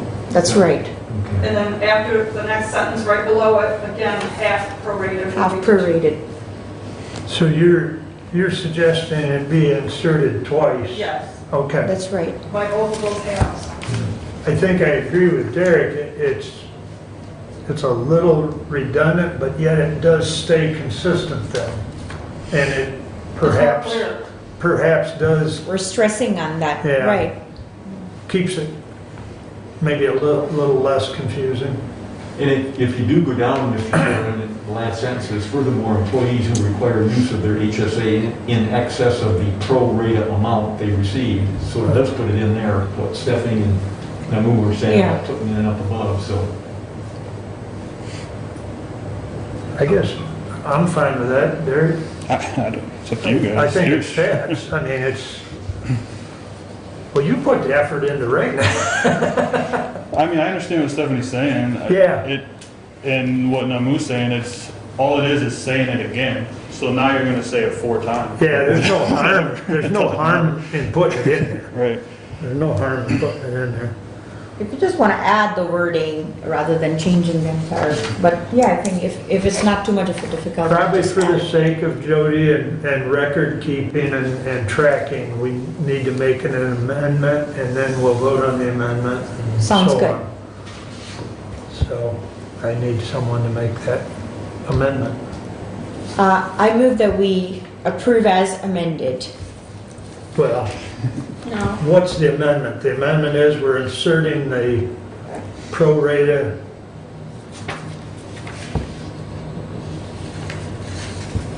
after the word half. Is that, Half prorated yeah, twice. Half prorated to will be distributed, so it's, yeah, both places in that very middle sentence. Should it say half of the prorated amount be distributed at the time they become eligible and have submitted all the proper paperwork, and half of the prorated amount That's will be right. distributed in the first week of July? Yeah, that is making sense, exactly. Or the Yes. other half of the prorated That's right, amount? Jody, yeah. I think you've got. You've got I it think right. you've got it. Because you have it in front of you, that's good. That's why we've got you here to keep us straight. Need a raise. You do a good job, you do a good job, Jody. So, can I support that amendment then? Please. You Right? have to, yeah, thank Please. you if you can. Appreciate it. See you later, Andy, thank you. Thanks for coming, Andy. Thanks, Andy. Have another budget. Yep, Okay, thank you very much. okay. So Jody's got it down. Namu made the motion, Julie supported. Is there any further discussion on the amendment? Hearing none, all those in favor of the amendment signify by saying aye. Aye. Opposed? Okay, now, the resolution 20-63 as amended, is there further discussion? Hearing none, all those in favor signify by saying aye. Aye. Opposed? Resolution passes. Bruce? Derek, do you have anything financial report for us?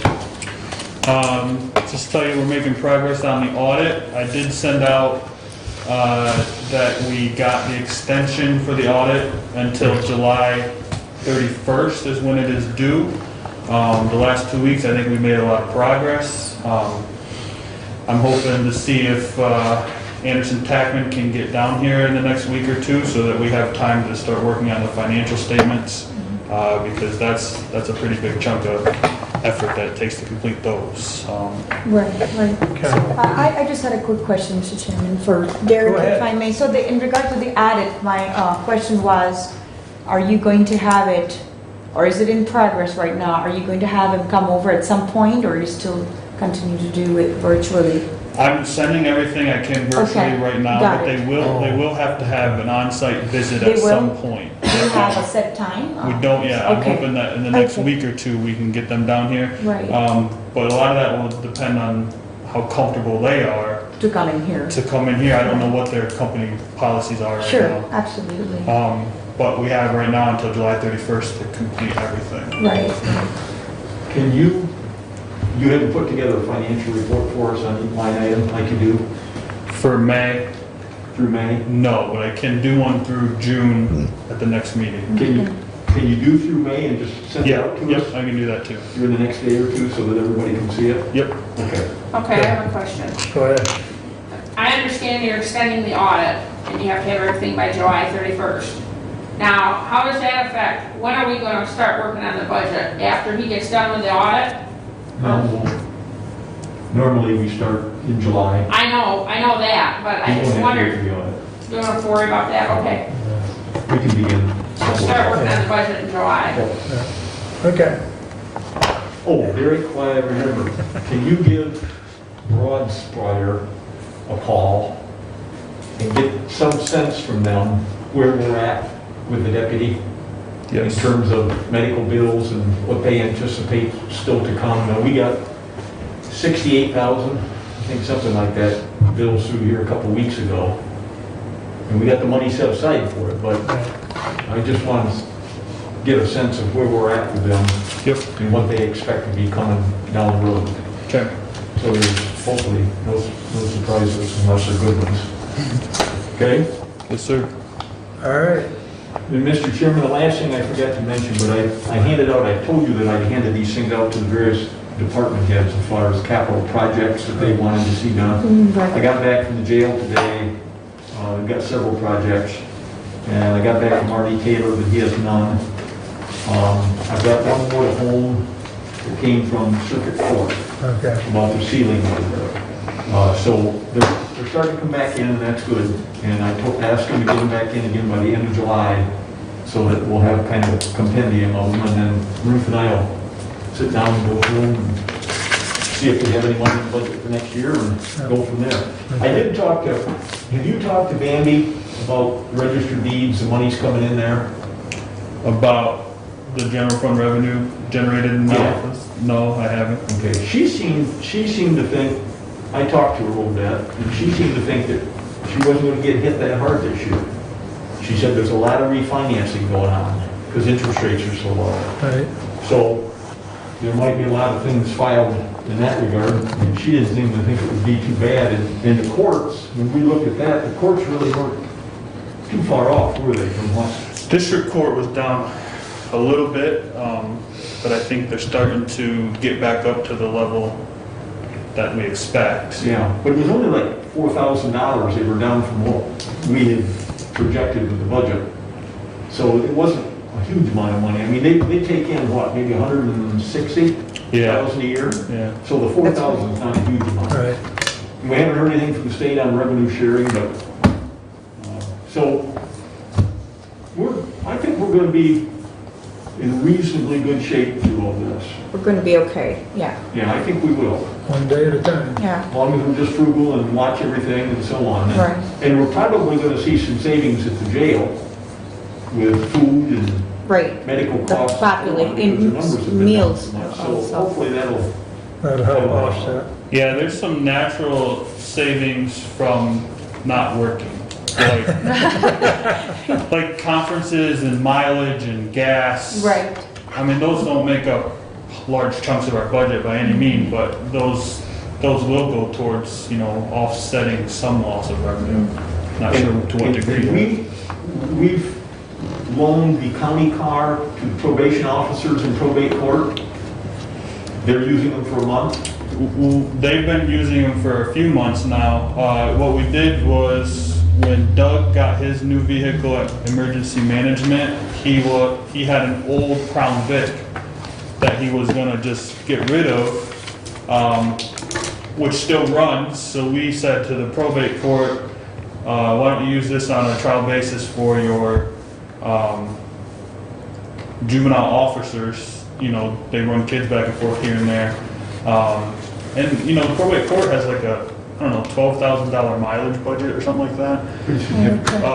So if we could cut into that a little bit, there's some savings there. So they have been using the vehicle. I don't think they enjoy it a lot because it's pretty old and it's not very comfortable. It's like a bench seat in the front. So, but they have been using it. So. Well, we did get rid of the team of horses that was pulling it. Just saying. When he said it's a bench seat, The only other thing I'd say, Mr. Chairman, is when you're deaf, you can't hear, and everybody puts masks on, it just makes it that much worse.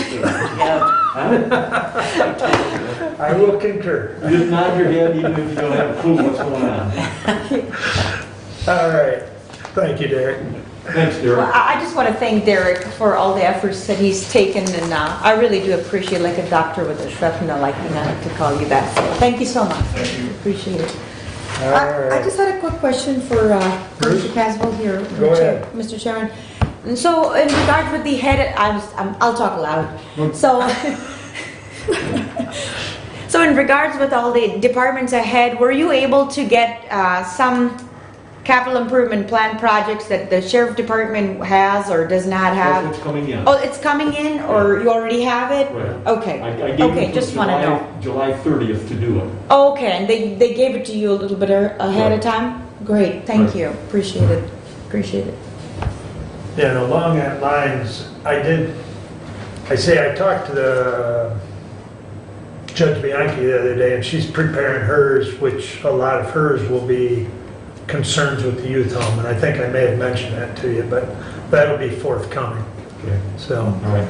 The other thing I want to mention is Judge Bianchi. She has really done this county a huge financial favor. She negotiated a cut rate deal, if you will, with Lenawee County for putting our kids in residential facilities.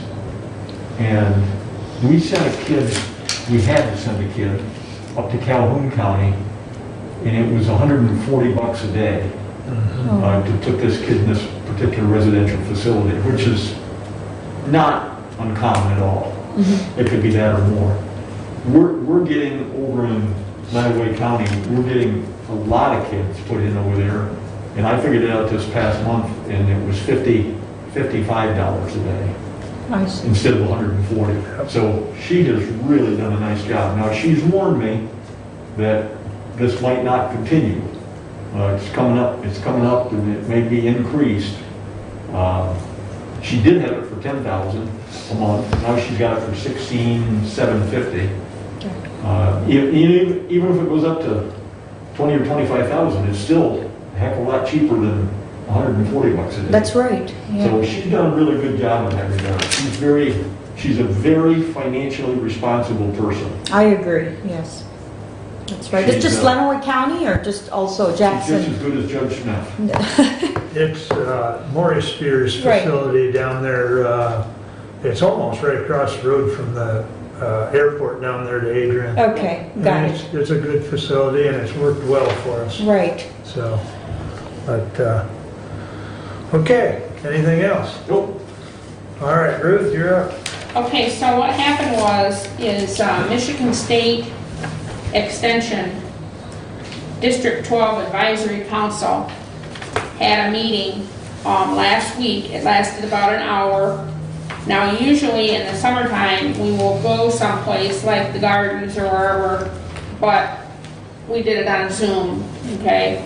So what will happen is eventually they will send out minutes of that meeting with everything. And when they do, I will forward those minutes to you guys, so you'll know what happened during the meeting. So right now, I'm just gonna recap, and I'll keep it short, because you're gonna see the minutes eventually. But mainly what it was Matt Shane talking, and what he said was, he talked about the Michigan State Extension offices currently are open by appointment, or you ring the bell. They're doing no face-to-face meetings or public interactions until the 1st of September. So you can't just walk in, but you can make an appointment if you call them. As far as summer programming is concerned, Michigan State Extension summer programming is all virtual until September 1st. Now, he talked about the fairs. There's 52 county fairs in the state of Michigan that have all canceled, or there's about 6 or 7 of them that are going to still do hybrid, like, for instance, Fowlerville. Some are going to do some virtual. We understand that the Hillsdale Fair Board is going to meet this week and make a decision on our fair. So we don't know yet about the Hillsdale Fair, but he kind of had a feeling, but he didn't know for sure yet. What Matt said was, the county fair will not be the same experience, but youth will still be able to participate virtually and market their animals, and 4-H will help them get their meat processed, because it's impossible to get individual processing appointments. So they're going to group the animals together, and he's already made arrangements at some processing plant somewhere where they're going to make room for the 4-H Kids project so that they'll be able to get their projects processed. They're going to have a virtual learning showcase, and they will be able to virtually enter their fair exhibits that will be judged. They're also maybe talking about a quiz bowl learning project, which would be different from the showmanship projects. Virtual Learning Showcase website is for auctions, and he said what they're going to do for kids to animals pooling the large animals, a pooling location in every county for the large animals on what would have been the last day of your fair, for kids to bring their animals, shipped to the processing plant, and then buyers will pick up their meat from the processing plant. Some processing plants have blocked off time for 4-H and fair animals. Then they said for buyers, to add donations to your bids, even if you don't want the animal, because traditional 4-H premium prices will not be happening this year because of the economy. There's also going to be a statewide exhibit with State Fair, and he said for communications, recording speeches statewide for 4-H. That's a project for kids to practice making speeches. Okay, then he talked about up north at Gaylord, Michigan State has got a center, is at Kettman Center, closing, for sale, closed, has been listed. All personnel there have been laid off. It's been listed for $1.5 million. So step right up, Mark. That's an investment. Maybe Bruce can go in on it with you. Yeah, there you go. So they talked a little bit about I that. have no idea what she said. They said that the Kettman Center up north by Gaylord's closing and it's been listed for $1.5 million. $1.5 million? What was I supposed to do? You're supposed to go in on it with Mark and buy it. They thought you and I ought to go in and buy it. Why? Facetious. We can't travel up north to go to it. What they said is that the Kettman Center had already been struggling prior to this, and then they said that COVID-19 was the straw that broke the camel's back. Yeah. Okay, then he said that as far as staffing and budgets are concerned, there's a hiring chill, not a freeze, not a hiring freeze, but a hiring chill, which means that they're considering all positions on an individual basis.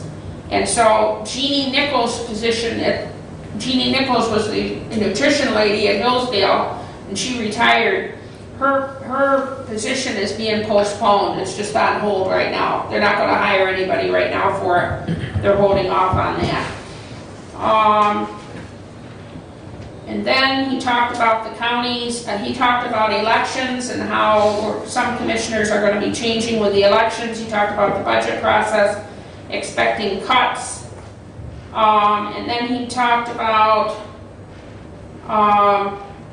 our next meeting is usually in August, but because Michigan State has put all public interactions off until the 1st of September, he said we might just wait until September and then maybe we can meet in person in September. He really wants us to meet in person at some point. So that was about all. There were several commissioners on the call. Livingston has already started their budget. There was a man on the call that was a Livingston commissioner, I think, and they've already started their budget, and he was talking on the call, so. But anyway, unless there's any questions, that's all from Michigan State Extension. Then there is a meeting this afternoon for Julie and me, both. Michigan Works Southeast Consortium Board is meeting this afternoon at 2 o'clock by Zoom. So we will be on that. Julie and I will both be on that call. July 24th, Janet Myers at the Hillsdale Center, she's the lady that manages the Hillsdale Service Center on Care Drive, she's retiring. And her last day is July 24th. So I wonder if we can we do a resolution like we do when everybody retires? That would be nice. That's Is that, Do you have it ready, or? she's retiring on her last day, and Okay. I'd like to have us do if it's okay with everybody. You know, we Sounds good, usually yeah. do, when somebody retires, we do a resolution, or certificate. Certificate. Right, certificate, I meant. Also, I'm okay with that, I guess. It's we've just- heard he's paying. that, You can give it to Marty. I'll give it to Myrna. okay, we've heard that Bill is retiring in the fall. Bill Slate For Michigan Works. works at Michigan, the head of Michigan director. Works. Oh. He's retiring in the fall. He's going to be retiring in the fall. And they put a committee together of people to look for somebody new to take his place. It's working on it. The local person that's on that committee is Don German from Jonesville. He's on the committee, and there's a bunch of other people that are on it too. So that's coming up. Bruce, Yes, was he the guy that was hired over Sarah Hartzler. Sarah? Yep. Or are they gonna get their heads removed and hire Sarah like they should have in the first place? you I know? don't know if she's still interested at this point. We'll find out. Yeah, don't know. Okay, so unless there's any questions, that is pretty much my report. I'm disturbed about Dr. Keeson saying, you know, there's been 18 suicides in Hillsdale in the last 2 years. There was 8 last year and 10 this year. That's way too many. And that don't count all the attempts. There's been some attempts also. And Well, let me ask this question. there was a 15-year-old boy who hung himself this winter up in Litchfield. This should not be happening. Let me ask this question. When someone commits suicide, is there ever any investigations done to determine whether or not they were receiving mental health services? Yes, Well, then of the 18, how many of those people were not receiving mental health services? I don't know. Okay, well, I think that's an important question. Because, look, the people of the county pass this mental health millage, and anybody now can go up to Care Drive and get mental health services. That's right. Through that millage. But I don't think it's very widely known.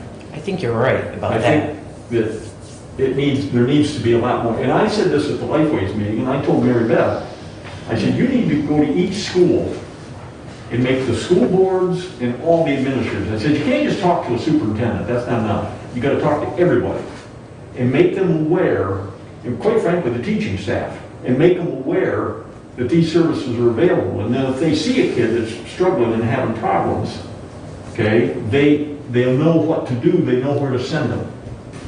And I wonder how much of it, I'd like to know that number. How many of these people that committed suicide, how many of them were not getting mental health services? How would we find that out?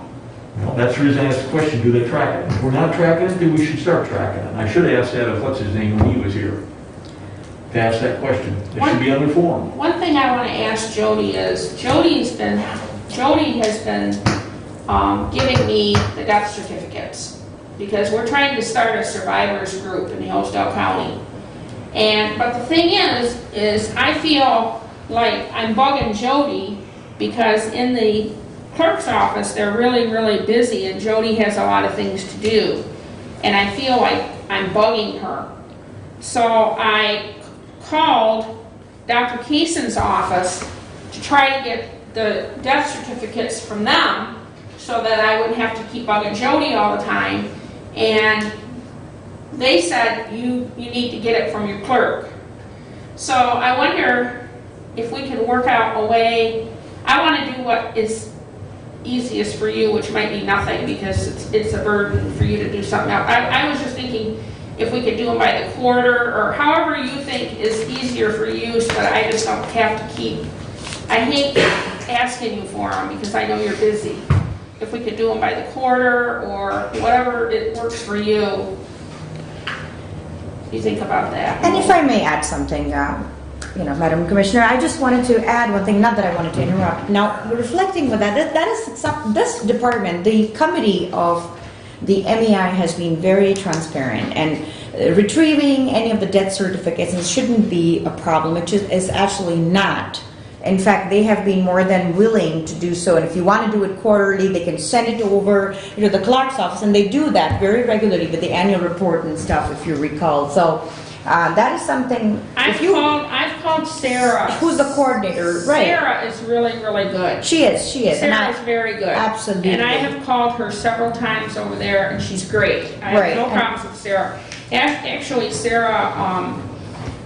Sarah is almost too helpful because sometimes she starts giving me too much information and I have to stop her.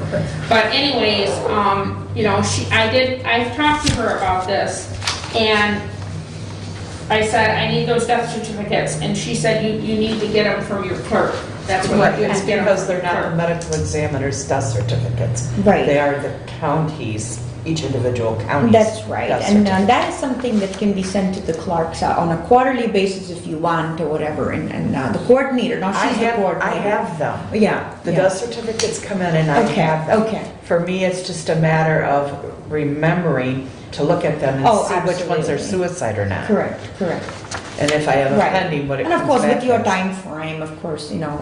you It can just gets a share, little right, with convoluted us. It is a sometimes. Yeah. concern, but I like the fact that, you know, Bruce just talked about the fact how many of them are actually retrieving the help, because a lot of people and families are not quite aware that what we're doing with the Lifeways. And it is a fantastic program, and I think the outreach, now I do my best doing the outreach to my townships. So they're getting the information to the townships. Now again, it's really widely spread when you go into the schools and distribute that information within the groups, not just with the administrator or the principals or the teachers, but the group in its One of entirety. the things that's happening is whenever there's a celebrity suicide, the calls to the National Suicide Prevention Hotline, which is in New York, skyrocket. Like when Robin Williams committed suicide, or when Anthony Bourdain, Kate Spade, because they copycat.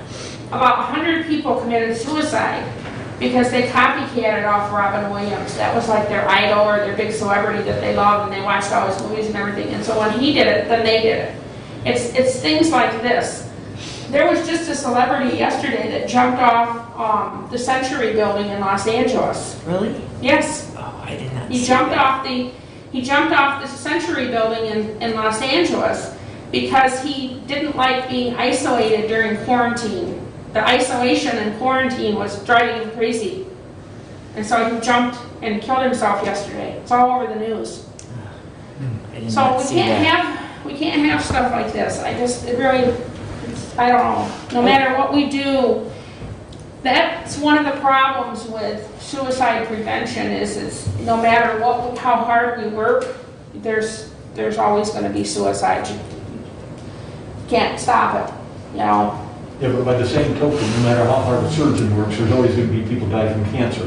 That doesn't mean you don't try. Right. We're trying, but we need to up our game. So anyways, that's all, unless anybody has any questions. Well, the only other thing I will say, and it's not specifically as Bruce said about the Lifeways millage, but I have noticed on social media that Lifeways is kind of running an ad that they're out there to help. So I think they're, you know, not specifically the millage, but in general, they're there to help.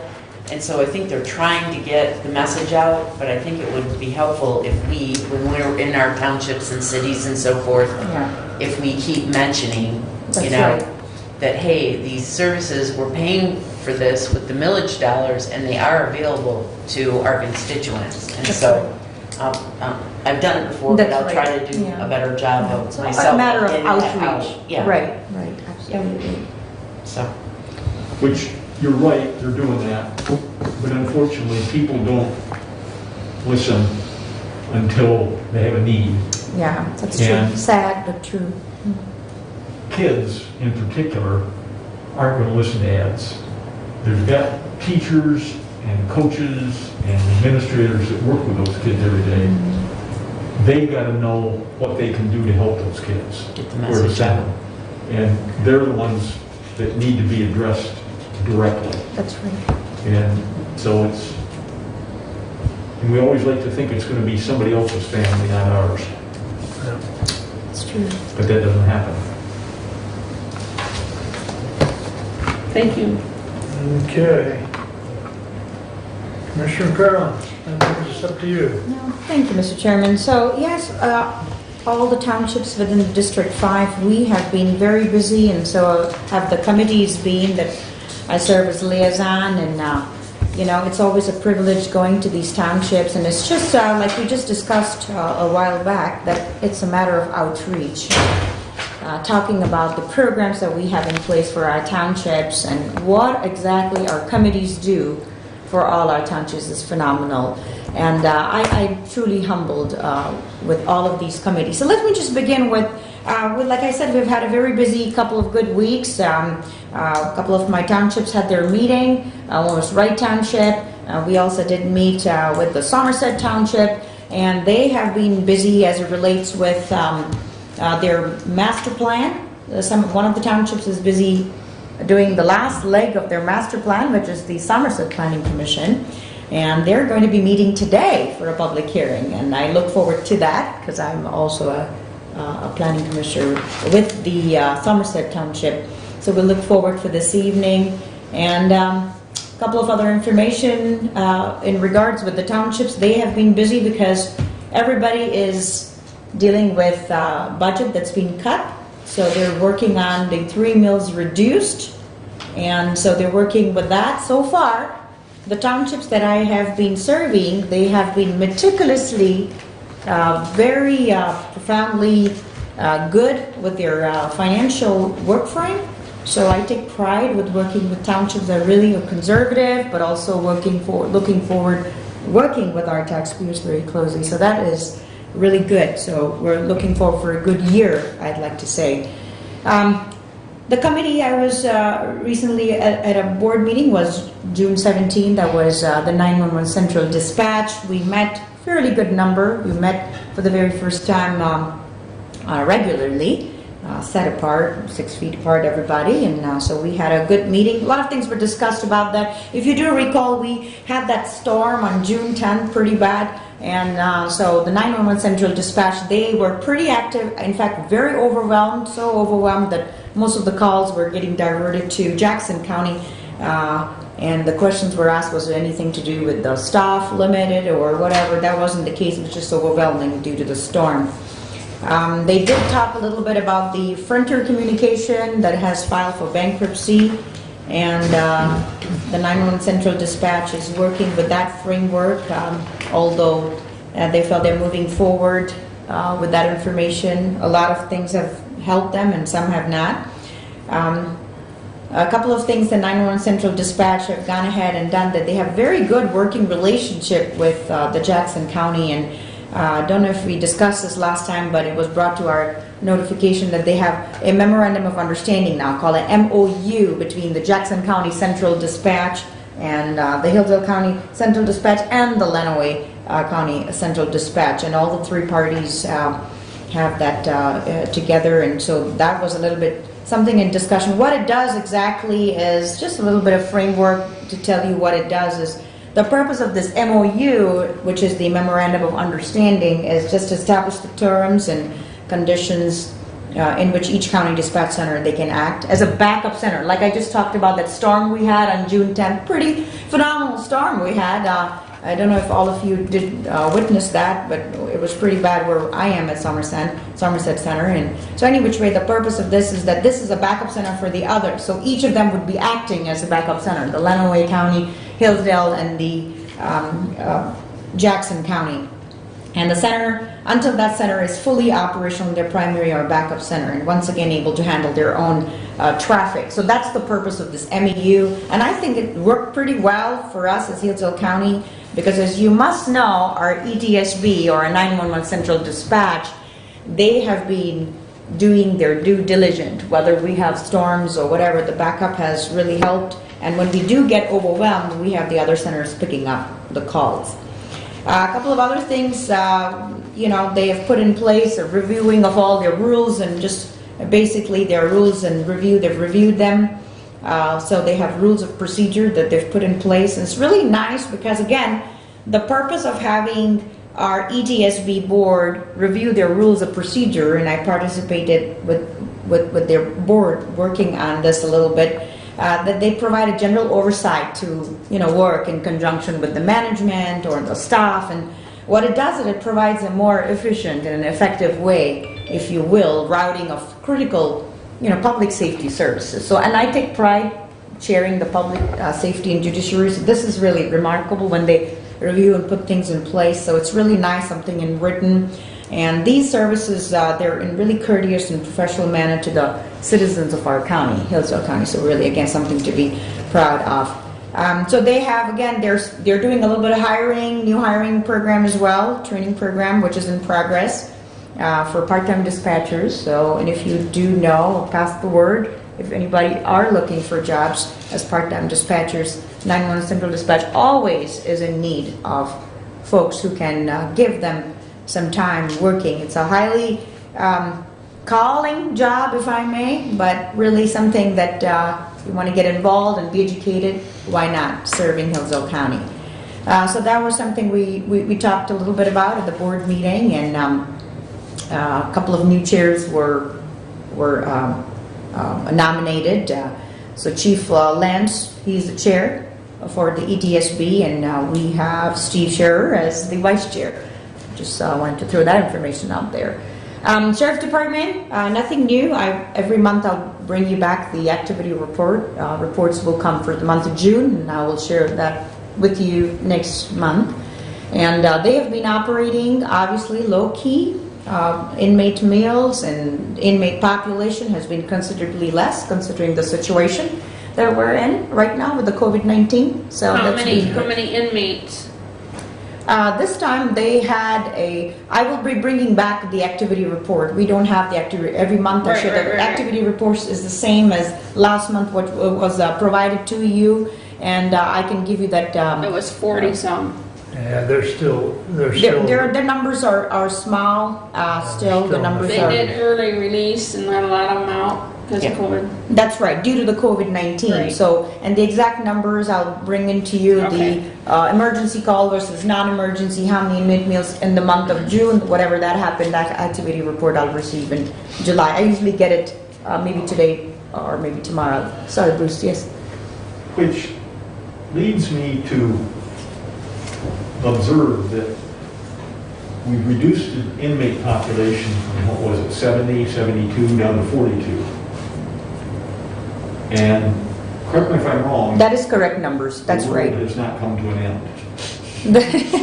Yeah, that's true. So the question becomes, and it's kind of the question that I and others have asked quite often,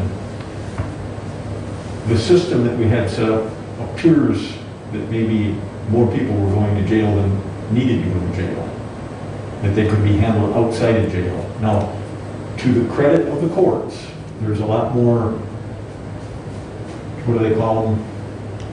Tethers? Tethers. That's right. That they're using than they've used in the past, which has helped. But I just make the observation that we've reduced it by not quite half, and I haven't heard any complaints from the sheriff's department that there's a lot more crime in the county. That's right, at least not, yeah, that's right, I Something to agree. think about moving forward. Oh, absolutely. Good point to think about. And again, you know, when we look at all those infrastructures and we look at cost savings, and I think that's a really good point that you're making. Now, just to be precise in regards with the numbers, and for the month of May, like I reiterated earlier to you, the month of June, I'll be receiving it within a couple of days framework, which I'll produce it July for you. The month of May, we had fairly low numbers. Like I said, I usually like to discuss this and share that, just an FYI to you. We had about 3,712 inmate meals during the month of May, and the emergency calls that we received were 398, and non-emergency were 279. That totaled 677 calls altogether within the month of May. So that is from the Sheriff's Department. Moving forward, like I said, I was so pleased with Dr. Casson today coming. I was expecting a couple of other team members, but Dr. Casson, I think it is very rightfully, like he said, we are in an evolution as it relates with what work we have been doing. And like I said, during 2020, it has been such a critical year for us, more than anything because of our transition, you know, and we were looking forward to that transition to Jackson. So as you do know, that ProMedica, which is in Adrian, they decided to, they decided for us that we were going to, you know, basically wash our hands off them. ProMedica moves closer to its transition to a hospital, so without autopsy room. So in Adrian, our doors closed there in regards with the morgue, and our plan obviously is to move fully functioning with our new morgue facility. And just so you know, commissioners, that we have already done that run, and that I would have said dry run, but that run was already done first week of June, and to the new facility in Jackson County. It's at the Elm Road. it's a fairly new facility, like Dr. Casson talked about. Lots of lights, great facility, very new, very openly ventilated. You remember before when I talked about that the previous person who's retired right now, and that's how Sarah Palmani, she takes over as a coordinator, which really works good for us and also cost effective for Hillsdale County. You remember that the previous head of that department did not want us bringing in decomposed body, which was a big question, a problem, because we would have 1 or 2 decomposed bodies in Hillsdale County that would need autopsies and any which ways. They just didn't want it because the office was too close, and the complaints were, oh, you know, the smell would be overwhelming, and I mean, it's really outrageous to have that statement. But as you do see the information, so Dr. Casson brought the information, which is absolutely true. The facility, I've seen the facility. It's a fairly large facility, very ventilated. So there is absolutely zero concern about that issue being office so next to it and any of that issues in regards with having decomposed bodies. And so, which is large enough to accommodate all 3 counties, and really no negative impact on Hillsdale County, especially with the funeral directors. So that is what I wanted to reiterate for Hillsdale County. It works really in our favor because, again, the distance-wise is not much as moving from here to Adrian, rather than having for us to move from here to Jackson. And really a remarkable work done by the MOMs, what they're called. It's called the Month of the Morgue. Morgue of the Month, if I may, which is the funeral directors. They do those runs for us. So we're truly very delighted with their service, and really look forward to working for many years in conjunction with them.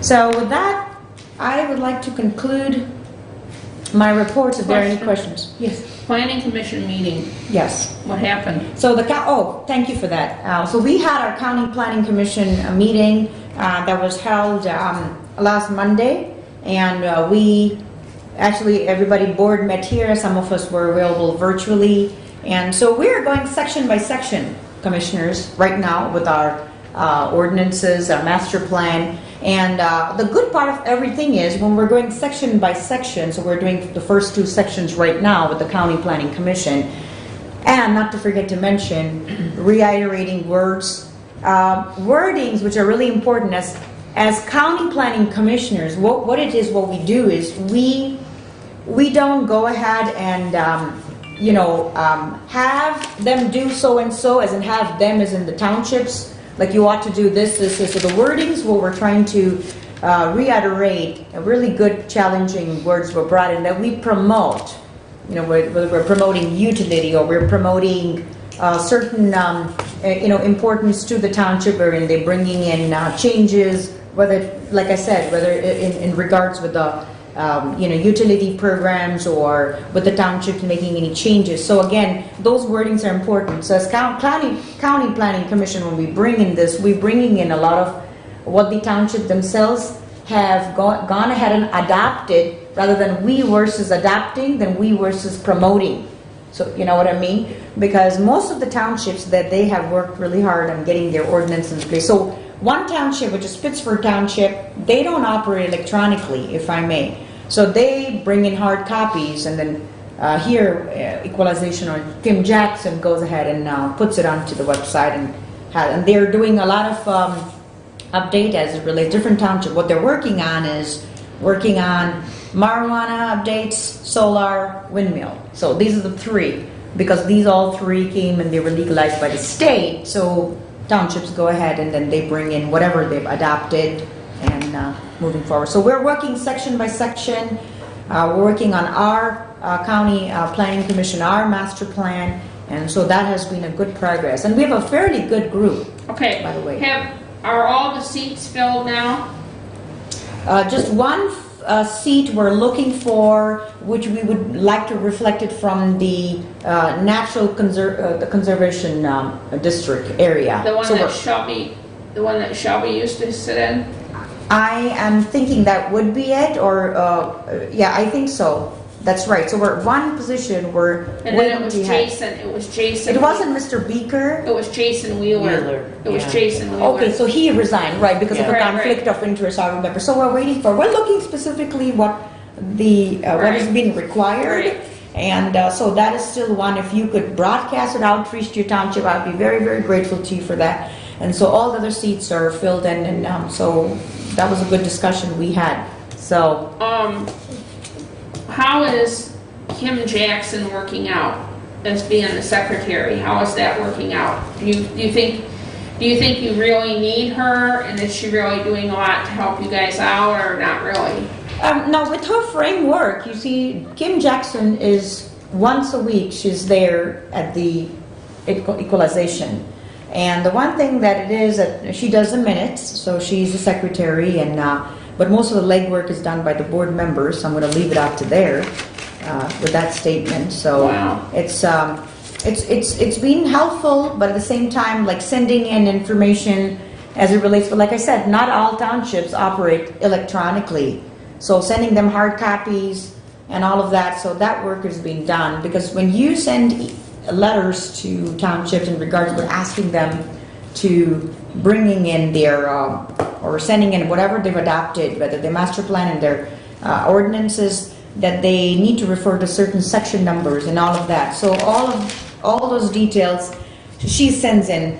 So our I guess she's helpful in that way, and I think the equalization department has been fairly helpful in regards with that. More than anything else, I wanted to say a big thanks to Nick Wheeler, who has been a substantial help in regards with mapping, and mapping most of all at literally no price to the townships, to have them all updated into the work framework most townships are requiring in regards with their master plan. And I would like to say that this Department of Equalization, Nick Wheeler, Kim Jackson, they have contributed tremendous help. So they are truly, if you want to know, so this is really been very helpful. And she's the central contact for all that information, so it's pretty crucial. It's always nice that to have we a central, somebody that is correct. that is in charge of that, somebody.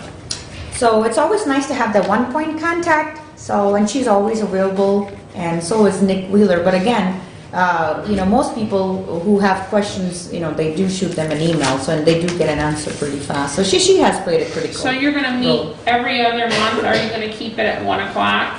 That is correct. We are looking at 1 o'clock. We're looking at this infrastructure here, right here. It suits our needs. And then we have a screener outside as recommended by Mr. Chairman. So we go through the protocols, and we keep public, public is invited, definitely. Some of them participate virtually for now. And so we'll look forward. So we are doing a lot of legwork on this, and so Kim has provided quite a lot of work, and so yeah, we're getting helped by this department. Good. So Thank you. it's been good. Yeah. I have a question Yeah, for sure. you. This doesn't have anything to do with planning, though, if we're done with that discussion. I understand that another sheriff resigned from the sheriff's department Todd recently. It would be Todd Moore. Todd Moore. He has given some time frame. I also. He's submitted retirement paperwork. Okay. So yes. So that's a loss for us. He was like an over 20-year veteran, I think, of the sheriff's department. So, And just so you know, commissioners, I did visit with the sheriff's department as well, just to basically to uplift them during obviously these tough times. And this department has been working 24/7 and non-stop. So this department truly does require a lot of encouragement. And one thing before I conclude, I wanted to say is that the amount of work that our sheriff department, our law enforcement have put in, and I know Dr. Casson put a little fragment of information as it relates with the work that they do, is phenomenal, because I've seen it with my very two eyes. I've visited these departments. As you do know, I sit through the autopsy studies with a medical examiner, and these are critical. And not only as a commissioner or an average citizen, you feel humbled to see the work that's being done, but the commitment. But putting your family on the side and putting yourself as a front line, that is just phenomenal. Really, they do need all the prayers possible. So with that, I want to thank the Hillsdale County, all of us, the Board of Commissioners here, and of course, on behalf of the medical examiner team, I want to thank the law enforcement agency, our sheriff department, Tim Parker's entire team. Without their encouragement and support for the program, which could not have enabled the medical examiner staff to provide any necessary and valuable service to the our citizens of Hillsdale County, and especially District 5, is very, very indebted. So with all this annual report that we got today, it demonstrated, and you know what it demonstrated? It demonstrated the scope and the sophistication, you know, of professional, and not only professional help, but most cost-effective service that's being provided to our county. A cost-effective, provision, and I really take pride in that continued development for us as Hillsdale County. So with that, I conclude my reports. Thank you. Thank you. So, any questions for Nema? Julie, you're up. Thank you. I'd like to open with just the, talking about the parks. I was at the meeting last week and they just, with the community center being shut down for the past several months, they've lost a lot of revenue. I've mentioned this at several meetings. And they just want our blessing to reopen the park. They want to reopen the community center. They do have rentals for July. Of course, they'll have to work with Randy on make sure the cleaning supplies, are proper that we need for that, because it'll have to be sanitized after every use and so forth. And also to open back up the Bird Lake Beach so that it can be open for the July 4th, weekend. And it's not a very large facility, but people do use it. It's a public beach, it's a county park, and they just want our general blessing that they can go ahead and move forward, obviously with the protocols. I also told them that I would forward them the preparedness plan, that, because I think parts of it would be really helpful to them reopening after we approve it later today. So I have a question about that. Sure. I have noticed, the part that I'm talking about is like opening up the community center and having, people having receptions with food and everything in there, okay? I see a lot of that like starting to happen again. And where I'm having a conflict is when we get stuff like Mark sent us the thing from Rebecca Burns. And she said that COVID cases were up, and she said people are becoming complacent, and I have a problem reconciling that. Sure, it's okay, open the community center back up, let everybody work, do whatever, but then we get this stuff from Rebecca, and it's like, it sounds like we're really not supposed to be doing that yet, because I don't think that some people are really wearing masks or really social distancing. I've been to some meetings in Hillsdale where no one's social distancing, no one's wearing a mask. I don't know what the answer is. Do we just let COVID go and just let the cases keep going up? And Well, you still have to be vigilant, and you have to do the best practices based on the health department and/or CDC. I don't know if you saw the signs that Jonesville has put on their park. I think it would be appropriate that those signs or similar signs are used at the parks. Statewide, and I'm not sure of the exact date, but statewide parks are opening back up, the state parks in particular.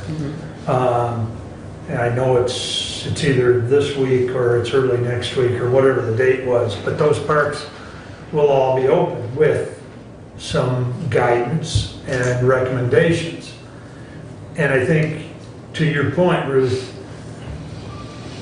we can open things. We can set up guidance and recommendations and best practices. It's really up to individuals to follow.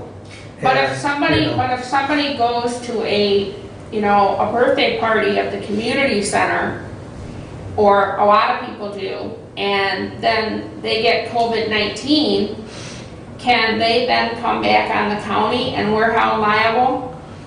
Well,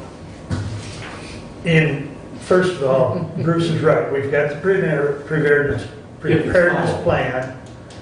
We've got, you know, just like the signs for the playground, signs need to be on the doors as far as best practices, et cetera, on the doors at the community center, okay? I had a good conversation, which Julie and Stephanie are aware, with Carl, I believe his name? Craig. Or Craig, thank you. And quite frankly, Craig was candid with me that he doesn't know how we can even be held liable because of the simple fact, how are you gonna really prove where you picked it up? Okay? Well, unless there's an outbreak, there's been some instances where there was a birthday party and they traced back and all those people Agreed. got it. But Agreed. unless there would be an outbreak like that where you could trace it back to a bunch of people at the same Right. event, all got it. But, you know, the other part of that is the response and preparedness plan. Right, The signs on the doors, the best practices. right. We have done everything in accordance to try and limit our exposure, Right. our liability. So, you know, to your point, is it possible? Hell, there's anything in this world is possible. But I think we're doing everything that we possibly can to allow people to try and get back to normal. I know they need you the know. revenue and I know they need to get, you know, people in Hillsdale need, there aren't very many places in Hillsdale because Olivia's is still only allowing 10 people in the back room at a time. And so it's like, where do you go? And I know that they need the revenue and I don't want to stop them or anything like that. But I just, to me, when you're in a formal meeting like this, it's different than when you're going to a party and now you have to take your mask off to eat, and everybody's guard goes down because, you know, you're having fun and you're at a party and you're not, you know, you're not thinking about, oh, I might get COVID-19. You're just having fun. And so I don't know. I know we have to do it and there's nothing we can do, but I just, Well, scares me. First of all, hasn't the governor still got us under restrictions for indoor meetings, no more than 10? No more than 10 inside. Actually, she just Yeah. increased that to 50, It's 50, and outside gatherings is 250 now. yeah, 50 and 250. and Yeah. 250. Well, when did So that? those protocols would be, you know, the community center, that would be a thing in place that I think they, they have to follow everything that's yep, in here, I know forward and they that. can't have Yeah. more than 50 people in it. Right. They Yep. gotta have somebody at the door taking temperatures, and they gotta make sure people got masks on. When did the 50 go into effect? That was within the last week or so. Yeah, it was fairly Because recent. we just checked Olivia's and they said, well, we can't have more than people. Now it should be 50. 50. Well, it is still, Restaurants You are have to be 6 different. feet, you have to be, Restaurants are different, well, restaurants have to operate at, half capacity. yeah, I think it's 50% capacity or at their discretion. If they don't feel they can adequately social distance, they have the discretion in that EO that, you know, outlines restaurants opening back up. plus you have to still be 6 feet apart and if you don't have room in your room, okay. Okay. But, Okay, so just moving forward with it then, like I said, my whole intent after the meeting, once we approve the plan, is to forward the plan to them. And then it would be at their discretion to open or not open at that point. You know, this is what we're following, this is what we would expect them to follow, because it is a county-wide plan for county buildings. And then they would just have to decide going forward if they're gonna well, and let people have, you know, their events there. I think signage is important, whether it be the community center or whether it be the park area in general. You know, we cannot, you know, the community center can be sanitized prior to an event, it can be sanitized after the event. Playground equipment or or surrounding area of the park, we can't be out there sanitizing every hour on the hour. Right. So that's hence the signs at Jonesville Park, basically, utilize at your own caution or your own risk. I do think that, they're doing what they can to sanitize them on a daily basis, but they're not, you just can't be there throughout the day. It's just not, manpower-wise, it's not possible. So would It's we not have to, practical. would we have to contract and get these same screeners down here that we've got to go to the community center and take temperatures when they're having a party? The park's gonna have to discuss that, because our contract with ADA is for these 3 buildings. There was never any mention of utilizing them down to the park. So, not that couldn't be something that the park could reach out to ADA on, but that'd be something the park has to discuss. But I do agree with Bruce. I think if there's an event there of 50 people, they need to have some check-in process You should get for that group's safety at the very least, I think that would help our liability, because it's like you said, Mark, if there was a breakout, then we've done everything, we're supposed to do. Okay, I'll make a note of that. And I think that's, Okay. I mean, it is very possible, I'm not gonna say it's, I can't speak for Dennis Hoffman from ADA, but it is very possible if they contacted him on a case-by-case or need-be basis, that he could provide that, and that's at a flat $16.95 per man-hour. So, if the person needed to be there for a couple hours on a Saturday for an event, because I do know some of these people that he's utilizing here are local people that he has screened and hired, and what I mean by screened is he's background checked them and so on. And then the Parks Board should add that on to their cost. Like if you're having a party there, then those people have to pay for that, so that they're not Yeah, I was short gonna of say, that. because that's part of the problem, is they don't charge enough to cover that. Right. So Well- we have to figure that out. It'd have to be a COVID charge. I mean, right now, quite frankly, there are some different businesses actually, it was on the news the other day, some businesses are Adding a adding on a charge. 3% COVID charge right now. Yeah, And there's some question of whether or not that's a legal tax. I'm not sure it's a tax, but it's something for the business to try and adjust or well, you just have to add the screener charge on to Yeah. the fee.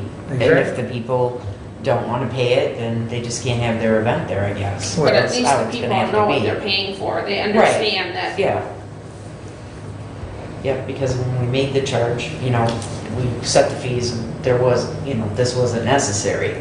So is there anybody that's adamantly opposed to the parks opening back up with the guidance that we've talked about? As long as they follow this, okay? And follow it religiously, that's their call.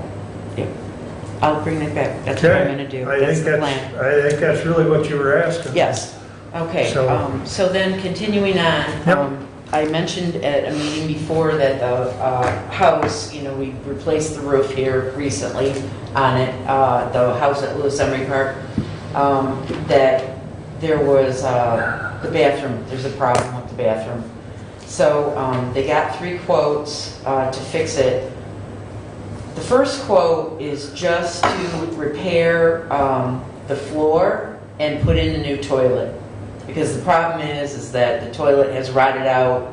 I don't know if it's leaking or what, because I haven't seen it personally. But it's rotted out the floor around it, and the toilet's super old and it's no good. So the first quote is just to replace a section of the flooring and to replace the toilet. And it's $1,955. That's Wow. for the toilet. And the floor, and flooring, okay? Do you know what kind of flooring they're suggesting? It's just So together, what's the quote? linoleum or whatever. Oh, okay. Okay. Who's that It's not quote from? anything, Stoll. Okay, The local company. Yes, these Okay. are all local. So what's the quote? Sorry. So it's $1,955. This would just be for a repair. And it basically says toilet, flooring, any trim involved, subfloor, toilet flange, replace the broken toilet, section of flooring to be replaced, remove the toilet, that, okay? That's just to repair. Say that again, Julie, the dollar amount, please. 1,955. $1,955. Okay, So just shy of $2,000 just to repair that. okay. It doesn't solve all the problems, though, from my No. understanding. I talked to Randy about this, and Randy's, after sending one of the maintenance guys over there to inspect this, Right. was to actually just redo the bathroom at this point. Yeah. So then, there's two quotes for that. One is from McNair Construction, and it was for $9,656. And it's, you know, extensive, it's replacing everything, the sink, the toilet, the shower, Basically, the whole the bathroom. whole bathroom. This is a complete remodel of the entire bathroom. 9656. Yes. And then the other one is from Keith Wozniak, who's also a licensed contractor, to my understanding, and to do the same thing, remodel the whole bathroom, is $6,500. He does have a note on here that it says that the price does not include any structural damage or unforeseen complications, and that would be an additional $55 per man hour plus materials if he runs into, you know, something that he can't see. And yet he says he's remodeling. Yes, it's remodeling Yeah. quote? Okay. Yeah. So, you know, there's quite a difference. Now, the Stoll wasn't asked to, you know, ask for a remodel quote. It was No. just a repair quote. The other two, they asked for a remodel quote. At this point, I think the repairs look more feasible because, Well, and so here's another caveat, just let me add. okay, The tenant that's been there for a really long time, Yeah. she did let them know last time she came in to pay rent in May, and she is paid current through May, that she did get approved for a mortgage, and that she's potentially looking to purchase a home. So should that come about, you know, obviously she wouldn't be the tenant anymore. So we would be, you know, renting this out to somebody else. So, you know, in that respect, I also think that if you know, not only would the bathroom need to be remodeled, the house it's hard to say because I have not seen it in person. I would like to see it. Right. I would like to go You're over the there with expert. Randy and see it. And I've made arrangements for Randy to get that gal's phone number so that he can contact her so that we can go over there and look at it. But there hasn't been any real work or, you know, improvements done on this house in a really long time. And my understanding is that it's pretty rough inside, in general, the whole place. Didn't we replace the roof on that within the last couple of years? We just did it. Yeah, Yeah, we just did it. that's what I thought. Yeah. So, I mean, you know, the reason I bring that up, if the building's got a good roof, then, and the foundation's good, then we need to address the other issues accordingly. But How much do we get for rent? not enough. I think it's $575 now. We just raised it. Yeah, How much? $575. We just I think it was raised $525 and we raised it to $575 to Right. give them a little bit of a $50 a month capital improvement thing, which the stove went out because that was also ancient. And so they're buying a stove with that money because there was enough in there, they said, to get a good, you know, used stove is what they're doing. Mr. Chairman, if the tenant moves out, tear the house down, get rid of it, be done with it. We've got no business as a government being in the business of leasing out. Yeah. None. Tear it down, get it out. What was the original purpose of that house? Was it for like the groundskeeper to live in? Years and years and years ago, Yeah. that was the original purpose. Okay. It's from my understanding anyways. But, yeah, I won't disagree with your comment, Bruce, as far as tearing it down, because that was my first thought. The only problem I have with that is the fact that we just put a new roof on the bloody thing. I know, see, I thought, Bruce, when we decided to go ahead with that, we put a brand new roof and got a whole gutter system Yeah. on it. Yeah. I thought we made the decision to keep the thing, because this is the problem. The park does get a lot of its revenue because we give them very little money to operate. So the majority of their revenue comes from renting that house and the 7,200 community a year? center. It's 7,200 a year, Julie? Well, between that and the community center, that's where they get most of their money. I'm saying combined, that's where they get most of their money. If we take that away, then that income's gonna need to be replaced. From the standpoint of the county, and what we're talking about, yes, we just put a roof on, because we didn't know there was a problem with the bathroom. We didn't know the inside is in rough shape and everything else. We weren't told any of that. Right. Okay? And that's not your fault. We weren't told any of that. There was no long-range plan. Yeah, Well, piddling away more money after some money doesn't make any sense. right. And the county, let's just take, for example, right here. We're talking if we want to remodel that thing, and anybody that says they can remodel a bathroom for $6,500, that's ridiculous. You aren't going to do a bathroom for $6,500. It's one of the most expensive rooms in the house. We're talking about spending $9,000. So there's all next year's rent and more gone. Completely gone. So the county is giving the parks money, because we've been paying for stuff out there. We're giving it to them, we're just not giving it to them in the budget, Right, okay? right. And it's gotten to the point, that house, if it's in that bad a shape, just tear it down, get it out of there, cut our losses and be done with it, and move away from it. And then if we have to give $4,000, $3,000, whatever, we're spending it anyway. Pretty every year they're coming back to us now, wanting this done and that done and so on and so forth. What's the square footage of the house? I don't even know. There's not, if you look at, I tried to look it up on the county records, it's not on there. Well, So I think as far as the house goes, we need, it's small, Ruth. we need It's not some, very big. yeah, it's not a very big It's a house. 2-bedroom, 1-bath with a living room and kitchen, as far as I know. I've never been in it. I think that we should go out there and take a tour of this house and see it. I've With the never, renter in there, we really don't have authority to do that, but in But the we can same go token, check on it. Randy and one person, Can go out Julie, there. could go out and do a walkthrough. And I think before we make any decision on Right. that house, bathroom or otherwise, Well, that's what I pretty much told the parks. I said, you know what?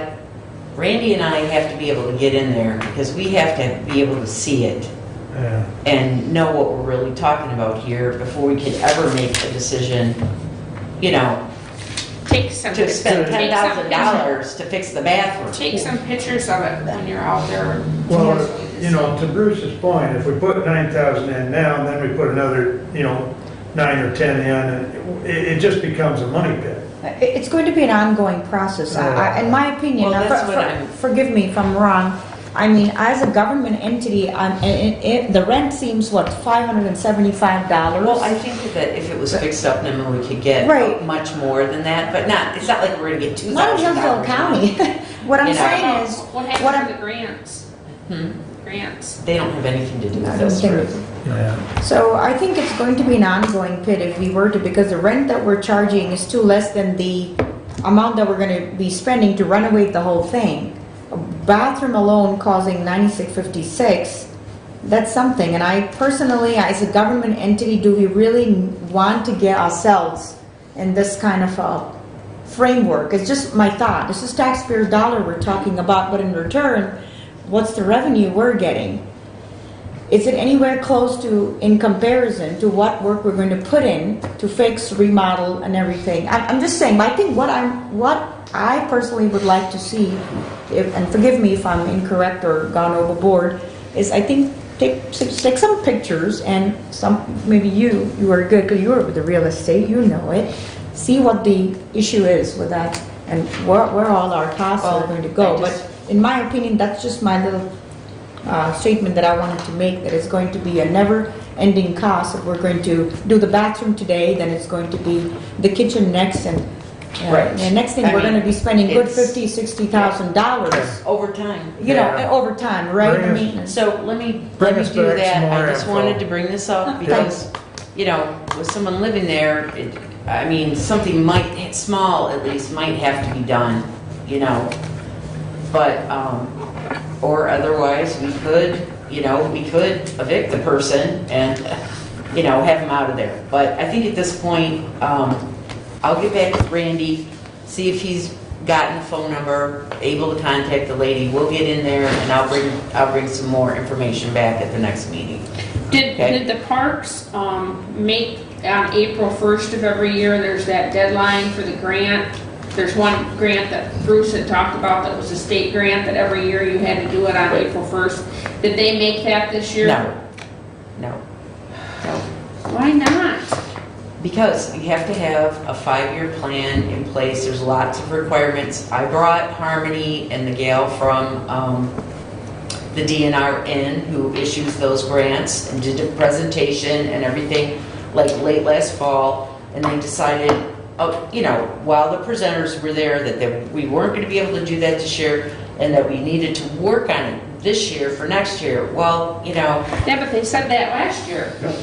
This has been going on ever since Bruce was a senator. I know, and it's And just, no it's excuse. just not happening. No I mean, excuse. they're I staggering mean, I'll on be it. very frank, it's not happening. We had a gentleman that came in that was also at that presentation, a volunteer, said he would help us. Well, he's had all kinds of health issues. And so, you know, I've called him probably at least 5 times. I've emailed him, you know. So it's just anything I've tried to start, you know, to start it, to get going, it just has gone nowhere. There's always something that happens. And so it's not too late. I mean, we don't have to have the stuff in until April of next year. It's not too late, but it's, you know, I don't know how to get them to move forward with it. I mean, like I said, everything that's been done, the guy came in, I've been the only one that's ever contacted him and said, are you still willing to help us? Right. Well, yes, but I have this problem, that problem.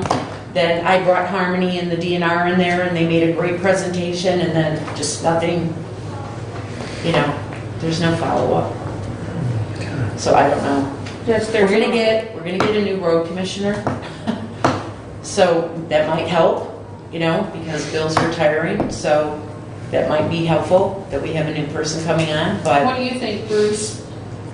I think that there's no excuse for them. This has happened every year. Every year. Well, but Ruth, even if they apply for the grants, it doesn't mean they'll get them. Yeah, but they have to at least Try. try. If they come up in front of us repeatedly. And I go up in front of people all the time. I go up in front of boards and I go up in front of people all the time asking for money for stuff, for suicide prevention and everything else. And I have to be able to tell people, we have tried, we've applied for all these things, we've gotten all this money, we did an event and we made this much. I have to tell people everything we've done and now we still need this. Not, we've done nothing and we just want you to give us 10 grand. Well, they do No one's gonna do apply that. for grants and they've gotten some small grants, but we're talking, these are much larger. What do you think, You know. Bruce? How do we get them off dead center to apply for these? I have a lot of thoughts in that regard, but I'll keep them to myself. Okay. Can't get in trouble with what you don't say. They've been told repeatedly all the opportunities they have through the Natural Resources Trust Fund. I understand they have to have a long-term plan. They were told MSU Extension would take care of that for them. MSU Extension said they would, and that was over a year ago, and apparently nothing's been done. That pretty much says it all. To me, if you have do-nothings on a board, then that person shouldn't be on the board anymore. Well, You've got to have people they're working elected. on the board. No. So, Anyways, I think the least we could do is to issue a letter that you can stress on the long-term plans, and then an assertive letter with some bullet points to stress on the importance of it. So, I mean, I cannot believe that they have staggered for years on this. So, how about one more time, a letter to be Well, issued to, I have will them- take the report back from the meeting like I always do. Yeah. Right. And I will try to press them again to, But this time take in some written. kind of action forward, but that's all I Right. can do. I mean, I can't make them do it, Yep. you know? All right. What else you got for us? Well, David just brought me this, so I guess it's kind of a little bit lengthy, but I'll read it. This just says that, it says the tech department, things that are in the works, okay? And there's several bullet points. It says purchasing 10 licenses of WebEx for a year. Zoom is a problem with security, even though the state of Michigan and the courts are using it. So that's what he thinks WebEx is the way to go, apparently, is what he's saying in this. Adding a service from a vendor to test our systems for vulnerabilities. This is not a penetration test. This is a precursor to clear up issues. Then we will do the penetration test for security purposes. The new website is up and running. There are still a few issues to clear up, but so far people seem to like it. We are restarting the replacement of PCs that need to be removed. Some will be repurposed, some will be sent to recycling. Many departments would like to have web cameras and microphones. This is a problem for both purchasing chain and budget, so not everyone will get them, even if we can purchase some. So maybe some will be in the works at least. Current vendor for spam filters has been sold, and all indications are the new owners will shut it down. So we will be moving to a new spam filter system. I can get a better price on a 3-year deal than a single-year contract. So he's working on that. AT&T contract is coming up for renewal. I have contacted them and told them they must get this to us as soon as possible, so we don't have the same problem we had last year with ridiculous bills and then them having to get credits. Replacement server for the BSNA software is in the pipeline, waiting on final quotes from vendors, which is taking longer time than normal, due to the circumstances. Working on moving the youth home phone off AT&T to our MyTel phone system. This will improve line quality at the youth home, but may require better internet connection. And the juvenile office now has the ability to use video systems for their hearings in the office using a repurposed Polycom unit that was in one of the courtrooms that was replaced a year ago by the state. So that's what's happening in the IT department. One other thing I wanted to talk about, a couple quick things. Many of you might have noticed that the south side of the upper part of the courthouse was severely damaged when the actual piece of stone from the courthouse broke off and did a lot of damage up there. That luckily is being covered by the insurance. It's been approved. They're just waiting until the contractors can get here and they'll get it put back together properly. Also, I did file the 2019 brownfield report that's requested of us every year. We don't have any active brownfield, situations, so we're not worrying about that. And I met through, most of these are, some were in person, but most of them were with, over the computer with Litchfield Tifa, Moscow Township, the City of Jonesville, Litchfield, and the Jonesville LDFA. So those are that's my report, unless you guys have any other questions. And Julia, I do really quickly, the WebEx that you talked about, now we have a 1-year, did we buy a package for the whole year, or is it just 6 months? No, he got No. 90 days. Currently, we've been on Okay. a free trial. So we're Right. still on the free trial, and we haven't But paid. he's saying he's Okay. gonna purchase 10 licenses, Oh. which will last for a year. And how much would that cost? Did he He say didn't say, anything? no. Okay.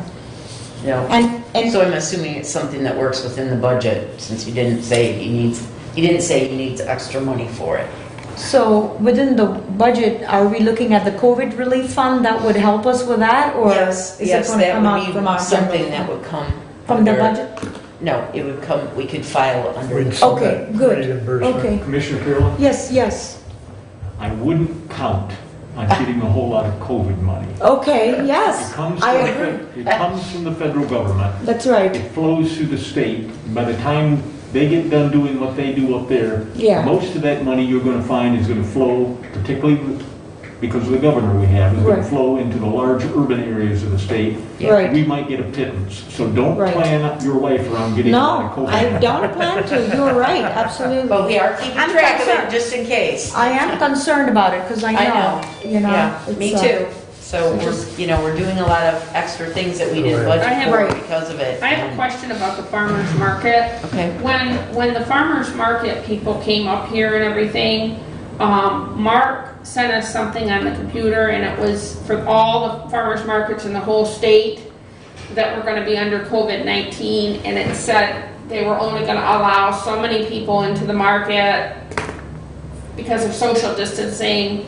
I've been to the market almost every week, and there doesn't seem like that's happening at all. People are just, everybody's just walking into the market, and there's tons of people there. So, I guess that's another thing that we're not really following. Well, that's an outdoor event, and the governor's now allowing 250 people in outdoor event. It's outside. Well, If it was she's still inside, I'd encouraging be. social distancing. Right, right. So- But this was So- before the 250, this is like, Yeah, Well, let me say in that regard, if you're going to allow somebody to do something like this, knowing what we know now, and we're a lot smarter now than we were 3 months ago, then there needs to be a rope, chains, fence put up around the farmer's market. There needs to be one entrance, and there needs to be a person there who's taking a tent, okay? and we're not I gonna don't, do I that. don't think that's required, Bruce, by Well, the I know state. it's not required, I'm just saying, they need to be taking the tent, they need to be telling people, put a mask on, if you're gonna come in here, get a mask on, and keep yourself, and holding other people out until others leave. So there's an entrance and an exit. If you don't do that kind of thing, then people are just gonna wander in, and they're gonna do whatever and wander out. And you can't really blame the people, because there's no restrictions or anything. And the only We reason, need to think, if as commissioners, whether it's out at the park, we need to think about the fact that there's certain guidelines that we now have in place, and they need to be followed. But you can't just kind of let things happen and then blame people for wandering in and wandering out. And you can't blame the people that are doing the event, that are doing the farmer's market. They're not the cops, they're not the, the enforcers. They're not going to want to be the bad guys. That's got to be on us. Well, To there's- say, if you're going to do it, these are the restrictions. Now, back when they applied, we didn't know any of this. I get that. So we kind of got what we got. but Mark did send us all a thing, and it was for all the farmers markets in the whole state of Michigan. That said, all these requirements that farmers markets were gonna go by. And the only reason why I bring it up is because I've had several constituents talk to me about this and say, we thought that they were only gonna allow so many people into the market at a time, and we're going to the market and it's packed with people and everybody's just, there's obviously nobody checking to see how many people are walking into the market. But again, I go every week, Ruth, and I have not experienced like what I would call overcrowding or people being unable to social distance. I know that they know the farmers market rules that are allowed right now better than we do. I believe they're following them. I haven't had anyone complain to me about it, and it's an outside event where now, like you said, you could have 200, there's never been 250 people in that farmer's market. Right. I can tell you that right now. and actually Will you another, check that, Mark? Yeah. I don't remember what the capacity was, they said 25% or 50, I don't remember, but it was Well, in and that email that's- you sent But us. that's, it has changed. Okay, it's been okay, updated okay. at and it's this going to point. be, it's going to keep getting updated Right. with the executive, I can't keep up with the It's hard executive to- orders, It's hard to I'm keep sorry. up, but they are keeping up, and they're very aware of what the rules are. I'll look, see if there's any guidance on It's, Health Department or CDC, and if so, I'll pass it on to Julie. She can pass it on to the people at the farmer's market. Hardly anybody wears masks at the farmer's market. I've been there every week also. But I would remind everyone that the courthouse grounds are autark. And people apply to us to say they want to do this in the park, or they want to do that in the park, or whatever. We need to realize that if we're going to give permission, that we have the ability, and quite frankly, should be doing, clear guidelines as to what they're going to do and how they're going to handle it. And we didn't do that in this case, and again, it's nobody's fault, it was early. Yeah, But going forward, anybody that wants to go into that area, it's no different than out at, No, Senator. Brewing ponds. Yep. It's no different than out there. We've got to put in place clear criteria. This is how you're going to do it. If you want to use our park, this is how it's going to be done. And then whatever those criteria are, if you don't want a thermometer, okay. But what do you want? And give them clear criteria and require them to do it. Because if you don't, then you just kind of get Then we can, whatever happens. it's a liability issue. Well, there are rules for farmers markets specifically, and they have been open the whole time as long as they're outdoors. And there's, like I said, as far as I know, they're specifically following those guidelines that are required for outdoor farmer markets. And so I don't think we should require anything different than what the state's requiring for the farmer's market. I don't see why we would make more stringent rules. It doesn't make sense. If I can find any current guidelines that are up to date, I'll send it out to all of you. And in particular, I'll send it to Julie so that she can, pass it along. But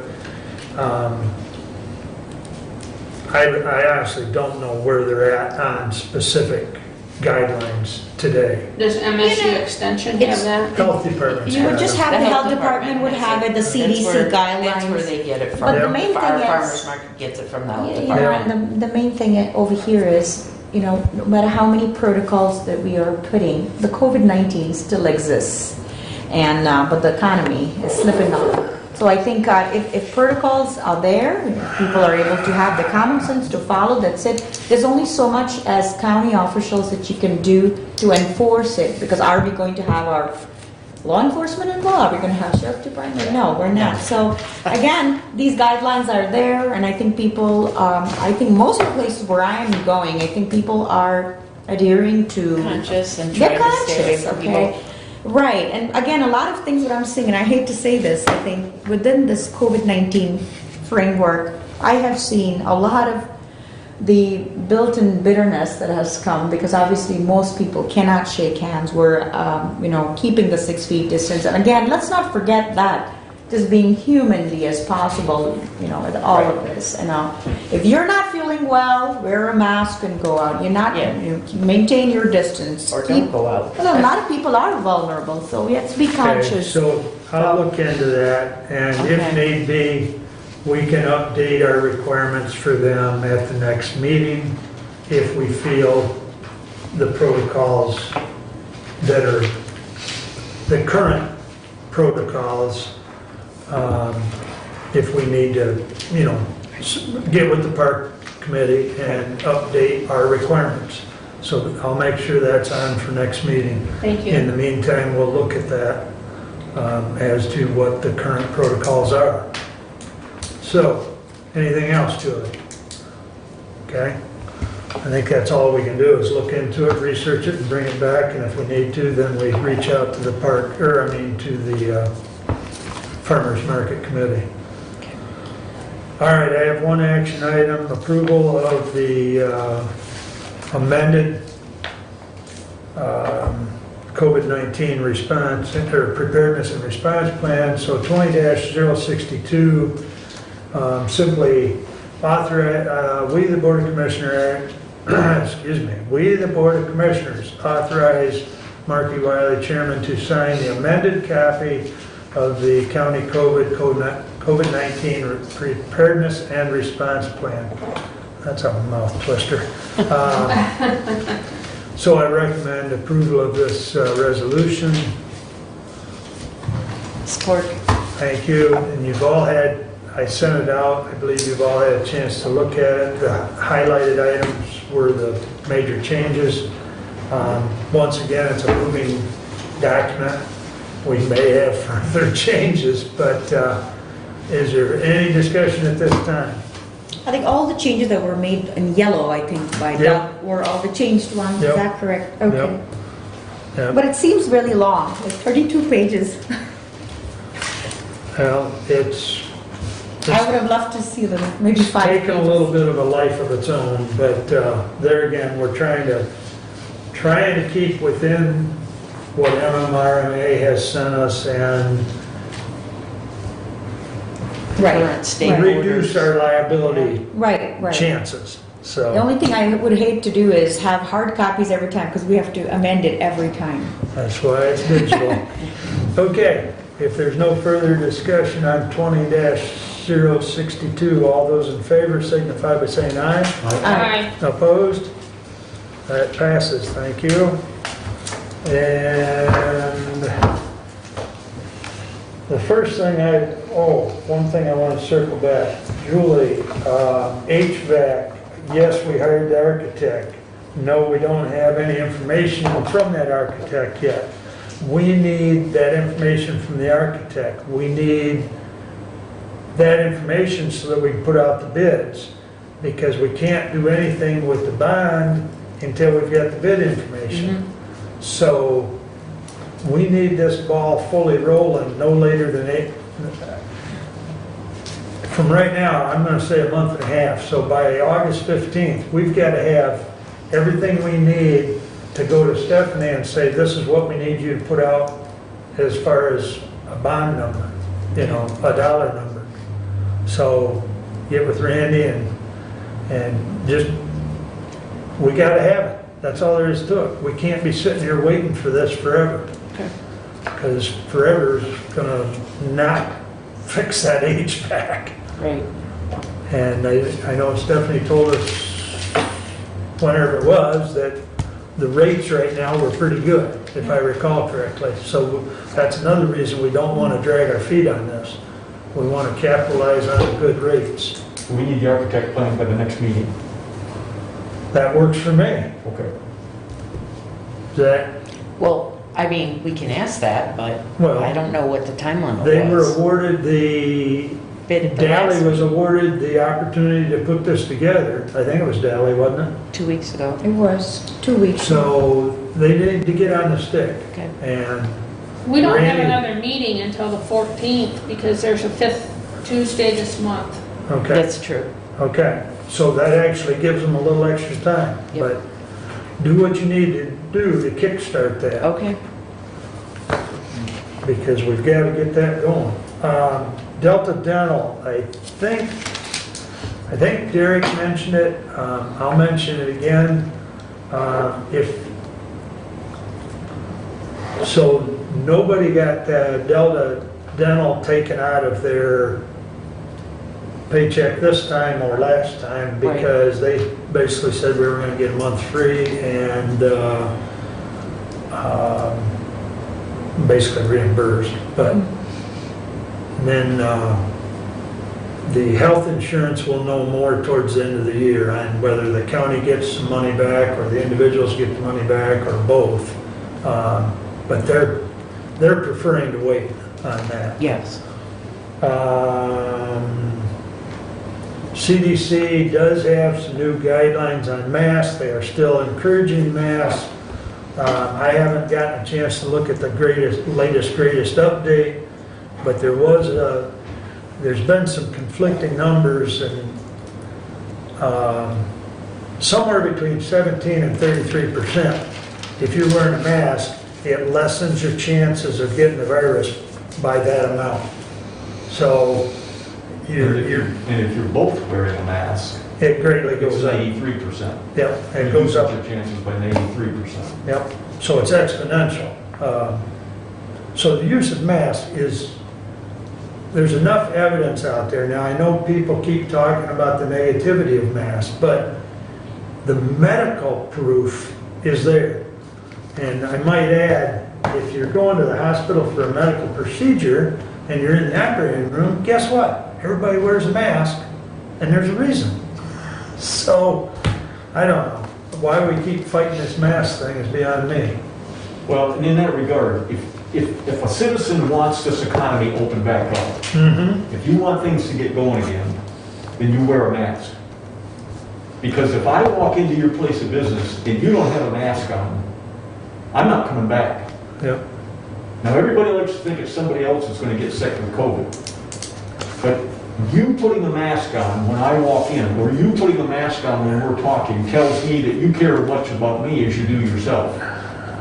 And if we want this economy to get going again, then we've all got to be continuing to wear masks. Otherwise, it's not going to happen. You see what's happening in the states around that have opened up and people have blown masks off, and now the infection rates are going up. It's happening right over in St. Joe County. There's a tremendous amount of people over there that won't wear masks. I don't have to wear a mask. No, you don't have to wear a mask, but you're infecting everybody else. And if you want your job back and you want other people to get their jobs back, then wear a mask. Be decent about it. Well, and I think at the very least, it's just out of consideration for your fellow man. I mean, it's just basic decency, if nothing else. But anyways, we've belabored that, but it's got to be a sore point with me because of just the irresponsible behavior by some. So, in any event, moving right along, medical care. Last positive case out there was 515. They have been declared by CDC standards COVID-free since then. They, by the governor's EO, 110? no, it was 123. Yeah, they have to retest everybody out there now before July 3rd. And that EO was very specific if testing, and I think I've passed it on to you that we tested everybody out there, employees, staff, residents, the whole 9 yards. Actually, the health department was involved in that, and that was all completed back in May. Well, the problem is the governor's order specified that if it had been done prior to June 15th, it's got to all be redone. Now, one of the problems with all this testing that's going on now, once again, we've re-entered a phase much like we were several months ago, where test kits are now becoming hard to get. So Terry's trying to round up the 300 plus test kits that he needs, and he's going to get it done. But, you know, it's just another hurdle. What about allowing, they're not allowing any visitors in still? I was getting to that, but I'll jump to that. There is no timetable right now for visitors to be able to re-enter the building. They are keeping it locked down. Yeah. They've had a huge financial loss, which you can imagine. Current census as of last week was, they've got 132 in the main building, 10 at the cottage. And so if you do the math, that's 142. They're normally at 168, 170. So some of the financial loss is just empty beds, period. Okay? So, Mr. Chairman? Yes. So in regards with, since no visitors are allowed, what are the other ways are they bringing to the folks a virtual, setup? Yes, Something they're like that? utilizing FaceTime, Okay. they're utilizing Skype. They're allowing families to have little parties outside of the Facility? they can meet outside of a person's window, Okay. or there's even some other areas they can meet, so they just can't go in the building and can't have person-to-person contact. Right. So, they're doing what they can. So when's the next testing that Terry would do for the facility? Well, he's got to have it done before July 3rd, and he's working on He's in the that. process. Okay, it's in the process? Yep, Okay. yep. Staff and patients, all? That's my understanding. Okay. Yes. Okay. And they are accepting new admissions now, so they have started that process of bringing in, I believe to date, well, as of last week, I believe they admitted 5 new residents. Now, new residents are going into quarantine for 14 days Oh, I see. before they put them into population. So, So all those empty beds that they had were COVID-19 when they were on the lockdown, and they couldn't take any. well, not necessarily, Ruth. I mean, they had 20 deaths, okay? Okay, But they've also had other deaths that were non-COVID related. So, okay. so not all the empty beds are a direct correlation to COVID. I mean, let's face it, that place has, it's your final stop, so to speak. And so there are a certain number of deaths that occur regardless. But Bruce? In relation to the COVID deaths, if at the end of the year, the the medical care facility does not meet the requirement for Medicaid bed days in order to get their quote-unquote bonus that they get, Yeah, that, I would suggest that they start looking into the fact that they didn't meet the bonus because of these COVID deaths and the lockdown and so on, and that the amount of money that they would get in the bonus, because we've got it the last 2 days, should be replaced with the CARES money that's coming from the federal government. They should be getting that money.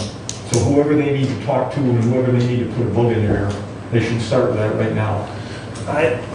Terry indicated the association, what is it, medical care, Medical Care Facilities Association. Yeah. they've already started that discussion. Okay. So how that's gonna play out, I don't think, the discussion has started, but they're still connecting the dots. But I think we're the only one, or we're one of 2 medical care facilities in the state that actually get this extra money because we meet the Medicaid bed days. Right. Most of them don't get it. Right, So we're kind of out there by ourselves. I'll bring I that doubt up. that the association is advocating for us in particular or the other place. We're going to need to do that ourselves. Yep, yep. I'll bring that up to Terry. And I'm talking about replacing, what do we get, 500,000? They get 500,000 from the state if they meet that requirement? 554 last time. Yeah, 554? yeah, it was over $500,000. Okay, that's money that should be replaced by CARES, that quite frankly, most of the medical care facilities won't care about because they don't get it anyway. And the time before that, it was 556. It had been regularly 556 for the last several Yeah. times. So it's 554 now, you said? Okay. Right. Yeah, that's pretty significant. It is. It averages between 40 and 50,000, if you look on a monthly basis, it averages between 40 and 50,000 a month that, helps us out, so. You know where we're at on Medicaid bed days out there? Terry did not have that number at the meeting last week, so, but I'll follow up with that, though, that's a good point. The last thing I have is our next meeting. I'm assuming, which is a terrible thing to do, but I'm assuming we'll meet in person again. The governor has authorized us, if we feel the need arises, if for some reason Hillsdale has a spike in the next couple weeks, we do have the authority, and Mac, you probably all got it from Mac as well, that we can do virtual meetings on through the end of July. So I know the health department is going to continue doing virtual meetings, as our meeting was yesterday and will be Thursday, I believe. So it's just an option, but we'll be here in person unless something all goes to Hades half-acre. Public comment, Stephanie.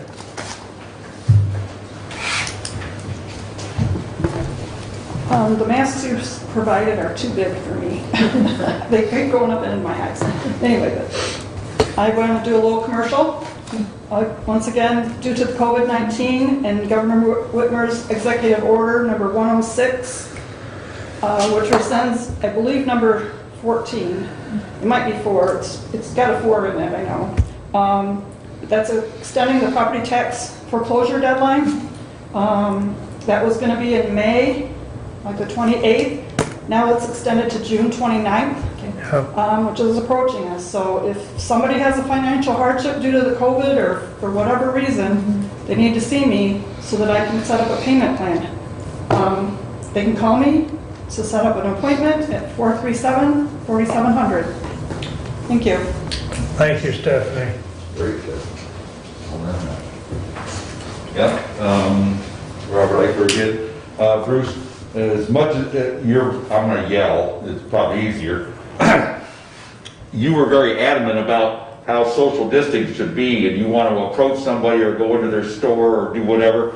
And more appropriately, I would say that most people would respond to you or anyone on this board or anyone else, that if you were being asked, saying, I just came in your store, do you mind if you could maybe put on a mask for me so I can just continue with my business in here? Not so much as what I see out here going out to the parks. However, are we going to start putting, as you were describing there, are we going to call the cops out here? call the police and do a trespass because I don't have a mask on? How are we gonna approach this with the way you were saying it being done? I wanna know from over here by Mr. Wiley, are we gonna then, I'll tell you what, I'll make it easy. Give me three, Mr. Wiley, three things. And all I want is three. What is the three declarations of freedom? Would you name those? Just, okay, you don't have to respond. We don't respond during public comment, you know Sure. that, Bob. Well, I know you don't. That's okay. I just didn't want to see, I just didn't want to see Democrats. I'm just getting so upset with some of these things that are being responsible and seeing people out here at your flea market or anywhere else. People are responding responsibly, and you don't have to order them. You don't have to have a police escort. You don't have to, you can ask, these people are responsible. You're making it sound as if these people are just idiots totally. If that governor had just given us an order, not an order, but just suggested strongly, people, you need to stay in. Strongly, people, you have to have this. Everywhere else, every other state, every other places, there's many of them where they're just going right up to their house and saying, get inside your house. And I would hate to see this happen. I don't want to take up any more of your time, but please, make sure we don't have a police escort for problems like what you're describing, Bruce, or anything else that's going to happen in our parks. Thank you. Additional business. Bruce, anything additional? Bruce? I do. What was it for you? Okay. The parade. I know that you're not doing the parade, but at the council meeting last Monday, there was some talk about, somebody else wanted to do a parade possibly. Do you know anything about that? Nope. Okay. It has nothing to do with me. But they are gonna have fireworks on Friday night? Yes. Okay. Okay, that's all I have. Julie? No. Nemu, you got any additional business? Yes, thank you, Mr. Chairman. I just would like to share this again with you. I shared it earlier. I've always wanted to follow a mission to continue to representation, what it actually means as a Republican, means the world to me. And with that having to say, with my substantial work in representing our public and interfacing with our county, local government and organization within the public, and the devotion of my time that I've put within research and outreach in each of my townships, and to continue to bring the balanced county budget and restore revenue sharing, I believe I am still in this vision, the plan that I want to be able to share within not only us here but the entire District 5. So with that reminder, I'd like to once again say that I look forward to being a part of this county. I am very humbled serving District 5, and I would like to continue to do so. I am running as County Commissioner for District 5 representing, and I think I very much look forward to the elections August 4th, so in this primary. And so with that, I want to just convey again this confidence and belief and the enjoyment that I've had so far. I'd like to continue to see it for the many more years to come. So, thanks. Thank you. So, first of all, thank you, Stephanie. The work you do with, with taxes and helping people, I've always admired that. So, thank you. Second of all, I love the fact that we're on YouTube. What? YouTube. Our meetings are live. Okay? Because, so Terry Esterline sends me an email that just popped up. He's watching us. Yeah, I get. Per that's why I Bruce's check my question, he emails says. to see if any of my constituents are Yeah. contacting me. Yeah. So per Bruce's question, Terry says, through May 31st, 2020, total Medicaid days are 20,494, or 41% to the goal. We are currently down by just about 1% from where we'd like to be. So that's good. So yeah, we're doing actually better than I thought. Good. So, Thank you, Terry. Yeah, thanks, Terry. yeah, I Thanks already for sent him a watching. thank you, but, so that's one of the benefits of being live, folks. So we have an audience, invisible audience. Yeah, yeah, so, Good. all right. In that regard, Bob got pretty fired up, and I understand what he's saying. But we have to understand that a lot of this reopening of our economy is confidence. People knowing that people feeling that they can go out and not become infected, go to this business, to that restaurant. And when people get that confidence back, then people will get their jobs back. The waitresses and, the cooks and so on and so forth. So it's that confidence that people gotta have, and how you get to that point is really incumbent on all of us to try to build that confidence in other people, that they're gonna be safe. They're not gonna have to get infected, worry about getting infected. And right now, that confidence isn't there. Ruth mentioned people come to her that, well, they're not doing this, they're not doing that. That's a lack of confidence. And anything we can do to help make people more confident to go out and circulate and spend their money and get things perked up and going again will be helpful. So that's really what it's about. It's not about ordering, it's not about telling, it's about recognizing that all of us have a role to play in building that confidence in our fellow citizens so that they will start spending again and doing things.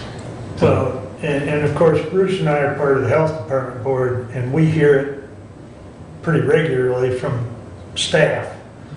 But if you've listened to Dr. Fauci or any of the other experts that have talked daily about this, just because the stay home, stay safe has been lifted doesn't mean the crisis is over.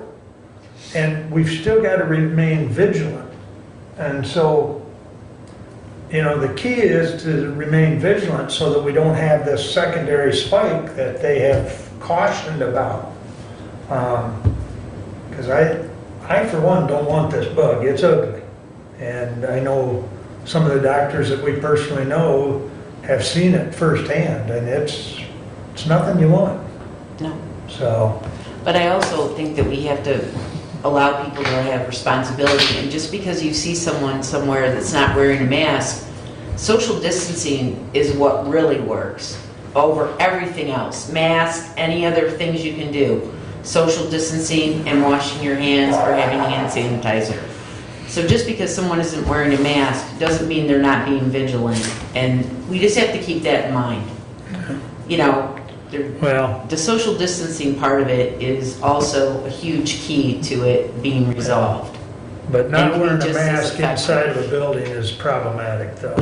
Well, I agree, So, because you can't always social distance if you're in areas where you Yeah. can, but certainly when you're outside, it's a different But story. how do you, I don't want to keep talking, we gotta stop, but I mean, it's just, you go someplace inside and hardly anybody's wearing a mask, what do you do? That's because too many people all of a sudden has figured that since the stay home, stay safe is over, that the virus is over, and that's very false. Yep. So, Okay. so anyways, we could talk for all afternoon, and it is lunchtime, and we are adjourned. Thank you. Thank you all. Bruce, and